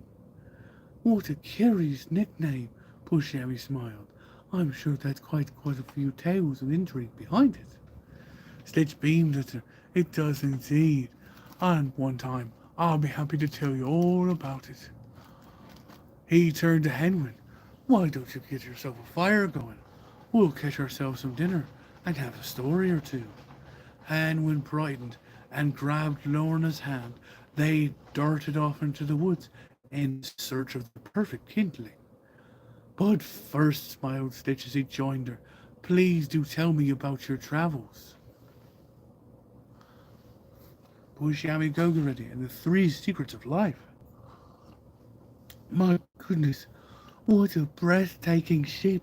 The nuns had seen many sea-going vessels in their day, but they were absolutely mystified by the RSS Discovery. The exploring ship of Ernest Shackleton and Robert Falcon Scott just stood outside the V&A Museum of Design in Dundee, where they were spending the night in the Henny Penny caravan style on their way to Aberdeen. A glorious ship, nodded Hugh. It's been all the way to Antarctica. Arthur nodded in delight. Yes, an auxiliary ship, steamer, made all the way back in 1901, I do believe. Look at those masts. Sister Cordelia Constance was mesmerized. A three-masted ship, smiled Sister Blythe. Just like us three sisters, we navigate our destiny. And when gazed out as if he wanted to sail away, makes me think of my lovely discovery, Lorna. I sure do wonder where she's gone. You then threw a reassuring arm around him in an effort to comfort him. Oh, I'm sure she'll be all right, my son. Lorna Lagrange is far more capable than you give her credit for. And not only that, added Sister Primrose, but she and Pushami are likely together, and two heads are better than one. We'll likely be all reunited soon, my dear, nodded Sister Cordelia, drawing her arm around Henwin's shoulders protectively. I'm sure of it. We must most definitely have some more clues, added Sister Blythe, as she stood with purpose. Once we get to Aberdeen. Now, since we are here, we should see some exhibits, and I'd like to visit St. Mary's Parish and St. Paul's and a few others. I'll reconvene, declared Arthur, for I've got to take this precious little treasure over to my good friend, who's a professor of information and technology over at Aberdeen. Perhaps he'll be able to give us some ideas why it's haunted in the first place. Lure the spirit out of hiding, so it'll tell us ourselves. If you don't mind, Arthur, said Gaeta, I'd like to join you. I'm quite fascinated by information technology myself, she added, with a wink at Henwin, who pretended not to notice. Gaeta, said Henwin, this is a familiar city for us both. Perhaps we should say close.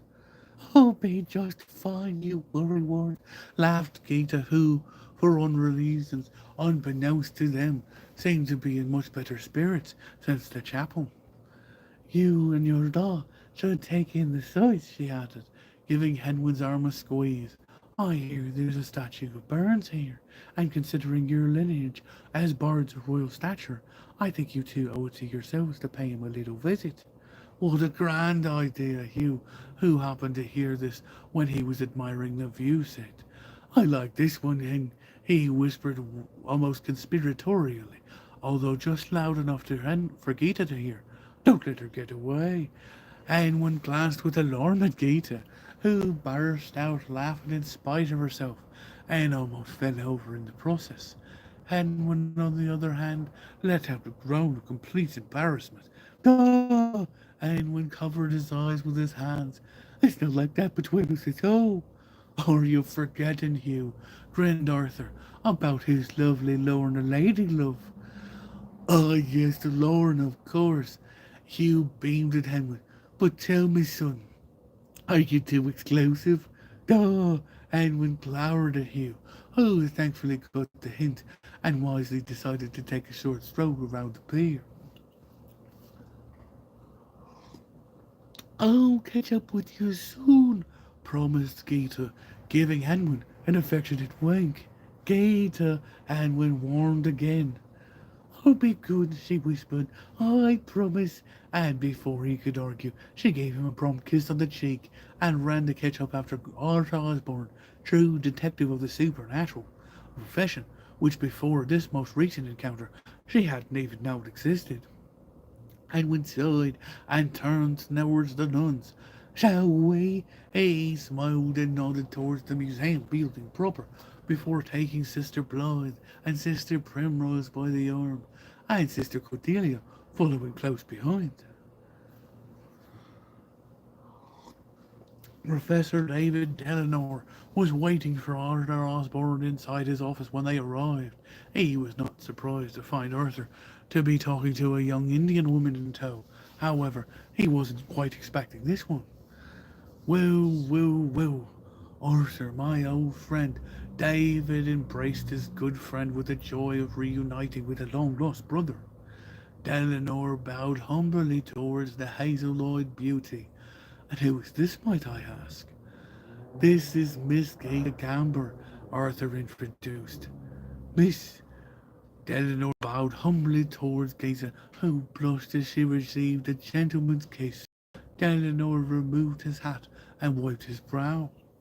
Arthur Osborne recognized these as signs of stress from the professor. Are you all right, David? He asked carefully. You seem a bit distracted. That's very astute of you, Arthur, nodded Delanore wearily. For I suppose you could say, I've been a bit out of sorts in these last few days, I'm afraid. Why, what is the matter? Geeta questioned, her interest piqued by the chanted tone. I have been reviewing the three epiphanies,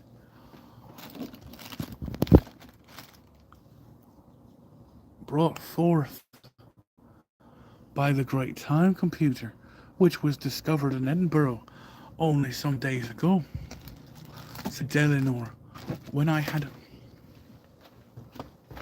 a dream. That's a lovely sound of straining. A cu- no, a curious, puzzling dream. But now, technical issues, Major League, restarting the teleprompter, never easy. And we have songs and music to come, but the teleprompter has to be restarted. And in order to do that, we're going to have to scroll all the way to the end.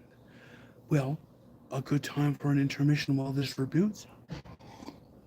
If you like our tales, make sure to subscribe to our channel and uh, and tell your friends, as more is coming. More movies. More movies indeed. And soon to be a published book. And not only that, but the phone restarted again because it had 0%. 0%. Well, we're in unusual circumstances here, lads. Unusual. Trying to restart it yet again and running aground. We've got more to come. And here we are. Here we are on our balcony. And wouldn't it be nice if we could give it a pause? Wouldn't that be lovely? And here we are restarting it again. And you can see our lovely balcony here with the leaves and the trees all throughout. A lovely intermission here. And you can see all around.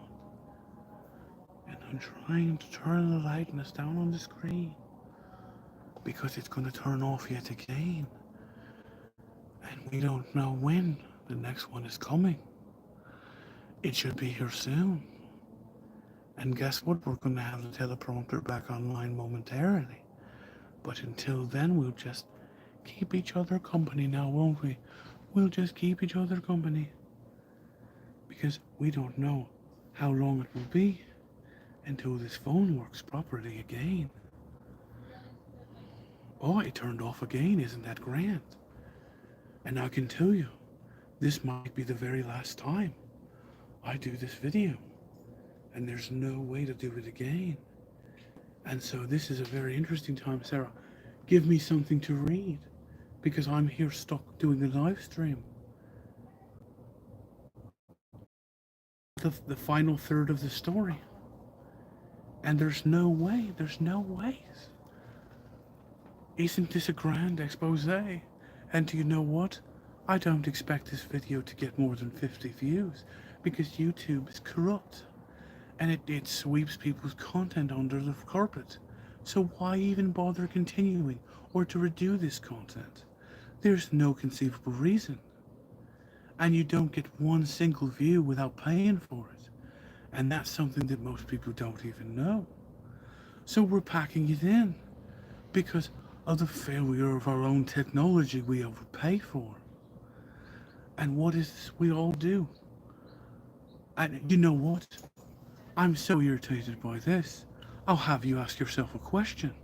Why is it that when you Google the phrase capital strike, especially in quotes, nothing comes up? And we wonder why it's been going on since 2008. And it's no good for anyone, is it? And it only continues, and the teleprompter just keeps restarting. And Sarah here, with her lovely script, she doesn't have me ready to read. And they're saying there's no way, they're saying. And I shouldn't be having to go to docs. I shouldn't have to.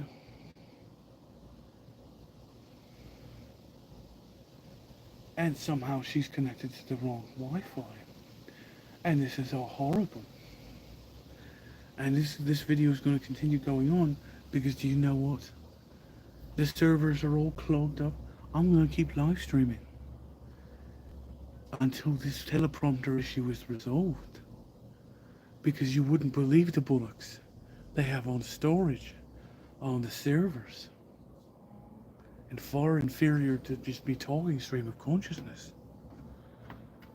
And we have several songs. We have Harridan's Law, and we have Mousetrap, and we have a bit of comedy. Do you know that one of the more interesting bits of comedy that I wasn't able to integrate into this one was the whole rigmarole about meeting 3 tech guys, and after having my moment to discuss things with them, turning around and saying, hey, and you know what? Pausing momentarily and not saying anything more. And why? Well, I figure if I do that enough, then they'll just go crazy and then there'll be more jobs for me. Hey. And the thing of this is, it's a different kind of hey. It's a hey to say, hey, we could go on a journey to Mount Mordor to throw the One Ring into the Mount Doom. And here we are again at 1%, and it's hard to turn the brightness down, but I'm going to try. And here we are, the third part, and I have to scroll assiduously to get to where we were. And we're going to do it. Sam's. We have it all loaded up. And do you know what? We have something about games. We have a whole write-up about games at the University of Abertay. And do you know what we're going to do? We have a whole write-up about nuclear, we have a write-up about pollution, climate change, devastation. It's all on amazing memory card of the Tatty Tech. But you know what we're going to do? We're going to do this. People. Ooh, people. Oh, isn't that wonderful? Isn't that just grand? People are trying to realize. People are finally beginning to realize that values will have to change if we're to survive on this species as a planet. Is stripping the ocean and land of its natural resources worth it when it throws everyone out of balance, potentially leading to loss of human life in the process? These are the questions that the creator of game was wishing to ask upon ourselves. Suddenly David Delanore's eyes lit up as though he just remembered something. Aha! Oh, I have just the thing. Follow me, he said, with the two of them followed her down the corridor towards a room that happened to be a small staff university library. David reached into his friend's back closet, pulling out the books with the name Delano on it. Thankfully, he said, I ran out of room in the office, so they let me keep a few things in here. Arthur and Gita held their breath as he removed a surprise item, a gaming console, one they'd never seen in their lives. Just a moment, grinned David Delano, who, without further ado, took the gaming console over to a computer and we popped in a memory card. The computer itself was quite old, a model that Gita didn't recognize. Ironically, it turned on without issue and seemed to offer a greenish hue. At first, a fanciful gaming loading page started, but then David chose Options. He found, much to his surprise, a drop down link from the menu and it said File. He said there on the screen. Egad! Exclaimed David Delanor, nearly falling back on his chairs. The three secrets from my dream. Are you serious? Geeta joined him, and David Delanor began to read the three secrets for the first time ever presented aloud. Who we are. We are truly connected to the stars. Were we given this planet as a gift by Source? Many of us were once star people, but once we reincarnated into human souls, so many have forgotten this as fact, and yet many are beginning to remember. Sadly, however, many have forgotten how to honor the earth and use it as a gift to grow themselves as souls that are connected to the earth and Mother Nature as a living being, not just our home, and without in these bodies we would cease to exist. Number two, who we are. Humans must used to be more connected to the earth. Indigenous peoples, such as Native Americans, who valued their basic rights of animals and human beings, as well as nature itself, as a vital resource. We've got to get back to these roots, or we risk losing ourselves as well as the planet we live on, which gives us life. Number three, where we're going. I fear for the future of this planet if human beings fail to realize the consequences of their actions and how they're harming the planet and each other. This is why Pushami's proteges are so important, because they each have unique gifts who will contribute to the saving of humanity and the planet itself. The first question you had was how do we live in harmony with a changing planet?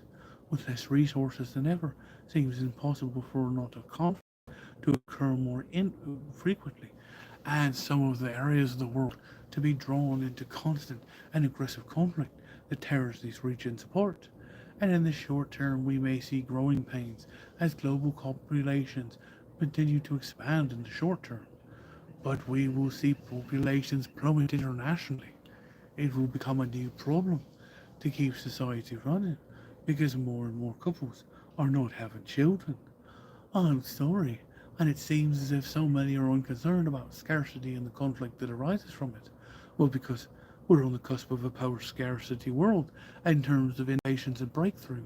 And with population declines, we'll see more resources available to fewer people and less conflict because of that. And how do we solve the world's changing climate? Geoengineering is the obvious choice. The one trouble with this is scientists are very concerned regarding unintended consequences, regarding meddling with the natural currents of climate. The trouble is that much like early reporting of climate change and the covering up such reporting by various industrial industries, we see a whole cadre and consensus of scientists who seem to be okay with dragging their heels regarding the effects of climate change and trying to prevent them from becoming life-changingly severe. Very few of them are willing to lay their jobs and reputations on the line to insist that something be done. Then there's the second question, which is, do we ever contact aliens, or do they contact us? And the foundation of the correct answer is that Earth is much like a nature preserve, meaning that signals which could change human development from outside sources, civilizationally alien in nature, have been blocked or shielded by our planet's receptive radars and antennas alike. There's a second piece to that puzzle, which is that a sufficiently alien civilization which could do spacefaring intergalactic travel quickly realizes the true journey is within, and so they never care to contact humans or any other extraterrestrial species, because when you're sufficiently advanced or enlightened, you realize we're all one, and we're all connected already no matter what our distance, and any wisdom that we could find by traversing the galaxy we find within ourselves, and there's nothing outside of that ultimately. And that is why the nature preserve theory. Because imagine a broadcast that we received a signal. It was so profound in nature and so philosophically life changing that we all just submitted to this broadcast. And it was on another level from light years far away, and it evolves us. So imagine a file or broadcast contained wisdom so profound you couldn't help but be enlightened by it. And then if that certain thing occurred, it would mess with the natural evolutionary development of the human species and be looked down upon by the global intergalactic community, because that's why sufficiently advanced species would say the journey towards enlightenment is something that's unique for all species that are sentient, and they wouldn't want to deprive humans all the lovely steps along the way in order to achieve such enlightenment, and they would want humanity's unique perspective on a universal enlightenment. All valid reasons why we haven't heard from extraterrestrials, specifically, overtly, obviously. And the third question that they seemed to have was how to achieve enlightenment without obliterating oneself. And that, of course, is a question many of the great philosophers had. Most of the same questions he wanted to make people think. But oftentimes, they don't have the answer, so they would just prompt the question in people's minds, I hope for somebody to come up with their own answers. And the answer might be that there's no way of achieving true enlightenment without destroying oneself or changing who you are. The act of a sapient being achieving enlightenment destroys the unenlightened being that came before as a transformational act.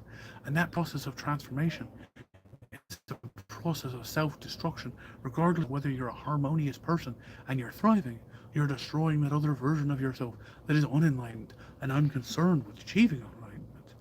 The simulation is very advanced. It simulates things that no other game does because it relies on simplistic graphics, and not much concern was given to aesthetics because the simulation of water and lava and the most amazing things could occur, like a volcano could rip its way through a river, cause steam, and the steam could interrupt forth in deadly amounts to cause disaster, and whatever else you throw, the steam could go through the cave and blast your fortress and cause your entire crew to be boiled alive. All sorts of crazy things happen, and these people in your caves or castles are left alone without resources. They could go crazy. You have to deal with these crazies turning on the rest of your communities inside the simulation of the game. It gets impossibly advanced. It's a fun thing to imagine that this Scottish game is that advanced, but it never went anywhere because the graphics weren't flashy or it wasn't marketed at all. Well, Geeta sat back in her seat once he was done. That certainly sums it up. He must have wanted to leave a message behind for anyone that came across this memory card. Arthur placed a hand upon Delanor's shoulders. You have done good here, my friend, but now I must ask, what shall we do with this memory card itself? And suddenly, the memory card itself began to glow, then to vibrate, as though it were alive. And in essence, it was. Before anyone could respond, it flew out of the machine, slammed into the wall.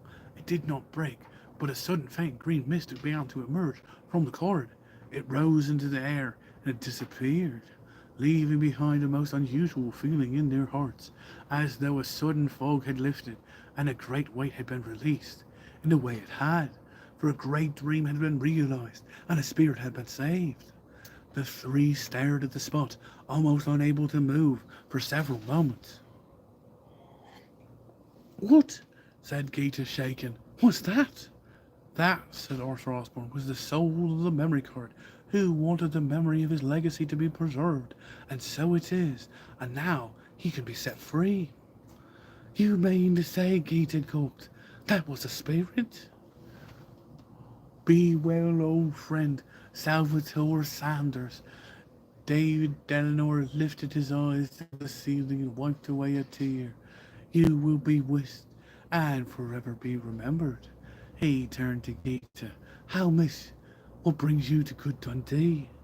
I've come with my friends, said Geeta, but I actually have a request of both of you yourself, Mr. Dillinor, as well as you, Mr. Osborne. Have any one of you have heard of a selective automatic memory device? Yes, Arthur Osborne spoke up immediately with recognition. You mean to say a Sam? Right, nodded Geeta. Well, this is actually the question for you both. She paused. Do Psalms only respond to those they are connected to emotionally? Interesting question you ask, me dear. Arthur Osborne frowned. I suppose it's not just an emotional connection that's needed for in order to form a bond between a holder of a Sam and the Sam itself. Rather, it is a psychic connection which must be made in order to maintain constant and steady contact. And if that connection were to be broken, Geeta chose her next words wisely. I think the device was passed along to another without that same connection. Would the Sam respond to that person differently? Or would it just shut down completely? Are you saying, prompted David Delanor, that you have a Sam in your possession? No. Geeta looked away. I think actually, she added hastily, I better be going. I believe Hen was expecting our presence. Does have to go to meet him properly. Please excuse me. And she backed towards the door in spite of the startled expression of the two men who observed her exit. I thank you for this experience, she said to both, and fled.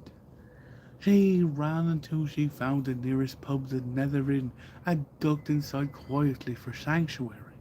There were only a few patrons there, and two of them were playing a game of pool. No one seemed to notice Geeta, as she strode with purpose straight to the back of the room and took one of the seats in one of the side armchairs. She was sweating something fierce and took about to order herself a drink. However, she knew that in order to achieve what she was setting out to do, she needed a clear head. After a cautious glance in either direction, she retrieved the Goolsby gotcha from her pocket. Please, Goolsby, she whispered. I know I'm not pushing me, but I need to know what could I have done differently? Is there any way I could have saved you from your fate? A moment passed, then another. More patrons came in, and still no one noticed the woman sitting by herself, on the back growing more and more and more alarmed. Suddenly a song began. 'Twas the song that Geeta's dad used to sing to her at night. Will ye lassie go? It was an old Scottish folk song, one that Geeta knew well, and had cherished the memory for years. But suddenly she could not bear the music, and had to run outside for search of something wild and untamed to soothe her soul. She found herself in the cemetery, Hof to be exact, filled with the graves of many a soul gone by. She found herself sitting on a bench, holding the gotcha in her arms, her hands cupped together in prayer, and it wasn't sure if she was anyone listening. And then a voice spoke suddenly, a voice she did recognize immediately as Goolsby's. A voice which said, every morn is the world made anew. You who are weary of sorrow and sinning, here's a beautiful hope for you. Hope for me, and hope for you. Geeta gasped, for she recognized this as a stand from the poem. It was from the poem New Every Morning, which had been read at Goolsby's funeral. I knew you'd respond, said Geeta, wiping away a tear. But I need to know. She held the device with shaking hands. Could I have saved you from yourself? Could I have prevented this disaster? Have you left because of me? And then came the words. On any given day, we've only 2 days. I return slow. It's a real thing, and that's what she says. I return slow. Silly women may give away. It's a day, position day. It's Sunday. This is acquisition date. Only too late. We've only 3 ways That's what they say. Everton's low. Ooh. They call it pigeon pay, the most efficient play. Everton's low. Hee-hoo. This isn't coherent traits. That's for Jesus. Everton's low. Ooh. This is our redness. Everton's low. Hee-hoo. Right for Jesus. That's what Jesus. Everton's low. Ooh. Whoa, whoa, whoa, whoa, whoa, whoa. Whoa, whoa, whoa, whoa. Set up the mousetrap, cause I'm gonna take the bite of the cheese. Set up the mousetrap, cause you know what I'm gonna do as I please. I'm stumbling, I'm bumbling, I'm tumbling, and da da da da da da da da. I'm grumbling, I'm rumbling, I'm mumbling, da da da da da da da da. Cause an old timey mousetrap is cruel. One snap sends you right back to school. Blows to my knees, but crumbs of cheese. In the end, you know it's insane. You catch more rodents with a bucket of grain. You can see them pouring through that old window pane. The rodents are traversing the sagittal plane through rugged terrain. Don't you know that it's true? They go right into the bucket of mouses too. Bucket full of creatures. If it could reach us, it would eat your ears. And Henri happens to be visiting the cemetery. As he's tracking the device, he overhears these songs and comes to say hello. Data began to speak the words along with him, letting her tears flow freely as she held the Goolsby Gotcha close, never suspecting that she was being watched and was listened to by someone who was very aware of her presence, one by the name of Henri, who had followed Gaeta to the cemetery, as he was quite aware that she was carrying the Goolsby Gotcha in her pocket. But he was quite confused, because this was not the same woman he remembered. This was not Pushyami Gilgareddy, but another woman entirely. However, she looked quite similar. She was also, it seemed, in quite a state, and he wasn't aware or sure whether he should approach her. Geeta was suddenly very aware of a presence. Looking to her left, she was startled at the sight of a man standing by on a nearby grave. She suddenly gasped, because this wasn't just a stranger, no. This was someone she knew, her old boss, Henri in this very city, standing only a few feet away. She hadn't seen him in years. However, he didn't seem to notice her, and with a sinking feeling she remembered. She wasn't in her own dimension. This wasn't her Henri, just as if this wasn't her Goolsby. It's likely she knew Pushyami and wouldn't remember her. He looked over at her suddenly, and without warning they made eye contact. And suddenly, Henri was striding towards her, and Gaeta was beginning to panic. Should she tell him who she was? The closer she got, the more she prepared herself to flee. And yet, Henri simply dug into his vest pocket and handed her a hanky. She stared at the hanky and then at Henri, who said not a word, but stared at her with such sympathy she couldn't help but begin laughing. Suppose you won't be needing that then, he said, since my mere presence has given you a cure-all. Thank you, giggled Geeta. I'm a bit of a mess, I'm afraid. My name is Henri, he said, removing his hat and bowing regally towards her as though she were royalty, which made Gaeta stifle further laughter in spite of herself. And you are, miss? Gaeta Gamber. Gaeta offered her hand, and he took it with a gentleman's kiss. The kind reminded her of Gideon's, and Gaeta felt herself relax. This is quite a sombre and lonesome place, said Henri. Don't go inside for a drink. Retreat, me lady, if you'd please to join me.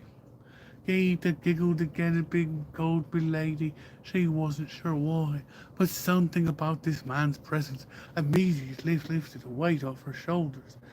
She instantly accepted his offer, momentarily tucking the Goolsby Gotcha in her back pocket for safekeeping. I know the best place, he said, and they walked together towards the Nether Inn.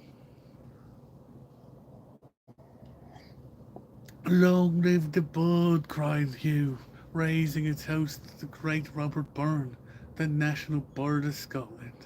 He and Henwood raised their glasses of whisky to the great bronze statue overlooking Upper Square. Thank you, my son, for accompanying me, beamed Hugh. My pleasure and honour, me dog. Henwood stared up at the contemplative looking statue with the inscription of a poem about his long lost love, Mary, whom he had lost far too young. He was truly a romantic, Henwood smiled wistfully. Wasn't he? Some say, said Hugh, 'tis better to have loved and lost than never to have loved at all. I nodded Henwood. Suppose it is kind of what they say. Absence makes the heart grow fonder. And he grew quiet for a moment. But I'm not sure I really believe all that. What do you mean? Asked Hugh, in between bites of haggis, neeps and tatties. You're thinking of Lorna, aren't you? Oh, sure. Of course I am. Anne nodded as convincingly as he could. I miss her terrible, he added for good measure, even though the honest truth was that this woman he didn't even know couldn't be further from his mind. However, though, he approached the topic carefully. The one who's currently on my mind most is you. Me? You look startled. What is concerning you about me, son? Well, Hangman gazed off into the distance, watching the people moving busily to and fro. I suppose I was just wondering why you were off and about and adventuring so often when I was young. Hugh stopped chewing and stared with confusion. Why'd I go adventuring? He repeated. Well, to see the world, son. And he laughed. To see the world. Then what I meant to say is, Edwin found himself struggling to find the words. Why didn't you take me with you? He blurted out in spite of himself, and immediately blushed at his hastiness. Why, son, gaped Hugh, absolutely flabbergasted by the notion. I would have taken you along with me, surely. But your good ma would have had my hide if I had taken you a wee bit along and something horrible could have happened whilst we were out on our travels. I see, Henwood nodded with understanding, but he couldn't help but frown. There's something else, isn't there? Hugh paused again before taking a short sip of whisky. Just, Henwood let out a long sigh. I wish you hadn't left Ma by herself so much. He toyed with the ground beneath his feet. They miss you something terrible, you know. Oh, I know, son, said Hugh, and Henry was relieved to hear at least a little bit of regret in his voice. Oh, I know. When he was done, Hugh raised his glass once more and took a drink of honour. Then he turned to Henry with misty eyes and said, I recited that poem before your ma and I left to the Isle of Man. Oh, he said Henry, and you must have been gone for 10,000 years after that. Might as well have been, shrugged Hugh, 'cause old time stands still on the Isle of Man. At least beneath one specific lighthouse it does, grinned Henry with pride, for 'twas he who held and planted the horn there in the first place, which had woken up the kings and all the mighty creatures of old. Oh, it is true, sighed Hugh almost wistfully. 'Tis true, my lad, 'tis true. Gaeta smiled to herself as she took a sip of her drink. She never had expected to be sitting across from one Henry Henri, her old Bath and Gideons. It seemed as though it were a different lifetime, when it had only been a few years before. Thankfully, he didn't seem to know her, and didn't mention Pushyami. However, he did ask her what had brought her to Dundee. I'm here with some friends, was all that Gaeta would allow. It was then Henry confessed. I'm looking for an old chap fellow of mine. He's been missing for quite some time, he lied easily. Abe got the lead that he might be here in this very city. You wouldn't happen to know a Sir Gideon Goolsby, would you, miss? Can't say that I do, shrugged Gita smoothly. When did he go missing? A few years ago, I'm afraid, said Henry. He was also my business executive. And when our company crumbled, he disappeared. How awful! Gita placed a hand on Henry's arm, though she knew more none of her own words or actions could turn back time. You must really miss him. Oh, I do, nodded Henry. He paused. He corrected himself. My most cherished friend. I had a friend like that once, Gita confessed, and we were also business partners. Were you? Henry seemed to hesitate, as though embarrassed, which alarmed her. Romantically involved? Well, that's rather personal, Gita hesitated. He was very handsome, she confessed, and giggled aloud in spite of herself. I see, Henry almost looked disappointed. Was he hoping she would fall for him? Gita did not feel such things for Henry, so she secretly prayed not. Then she noticed the time and realized Henry would be wondering where she'd gone. Forgive me, she said, as she stood. I really must be going. My friends are waiting for me, she added by way of explanation. I see. Henry was staring at her strangely, as though he was trying to figure out a piece of a puzzle that he'd been contemplating for quite some time. Then he stood and extended his hands. 'Twas a lovely time with you, Miss Gamber. Gita, smiled Gita. Please, just call me Gita. Henry tipped his hat to her and smiled. May we meet again? Gita nodded politely and smiled back. She wasn't sure why, but somehow she knew that they most definitely would. In another time, in place. And that concludes Push Yami Gogoredi and the Recursive Nonology Part 2. And more to come. 2 more fantastical movies to finish up this book soon to be published. And if you like it, like and subscribe, tell your friends. We could use all the help we can get. And looking forward to share many more wonderful, fantastical tales with anyone who cares to witness them.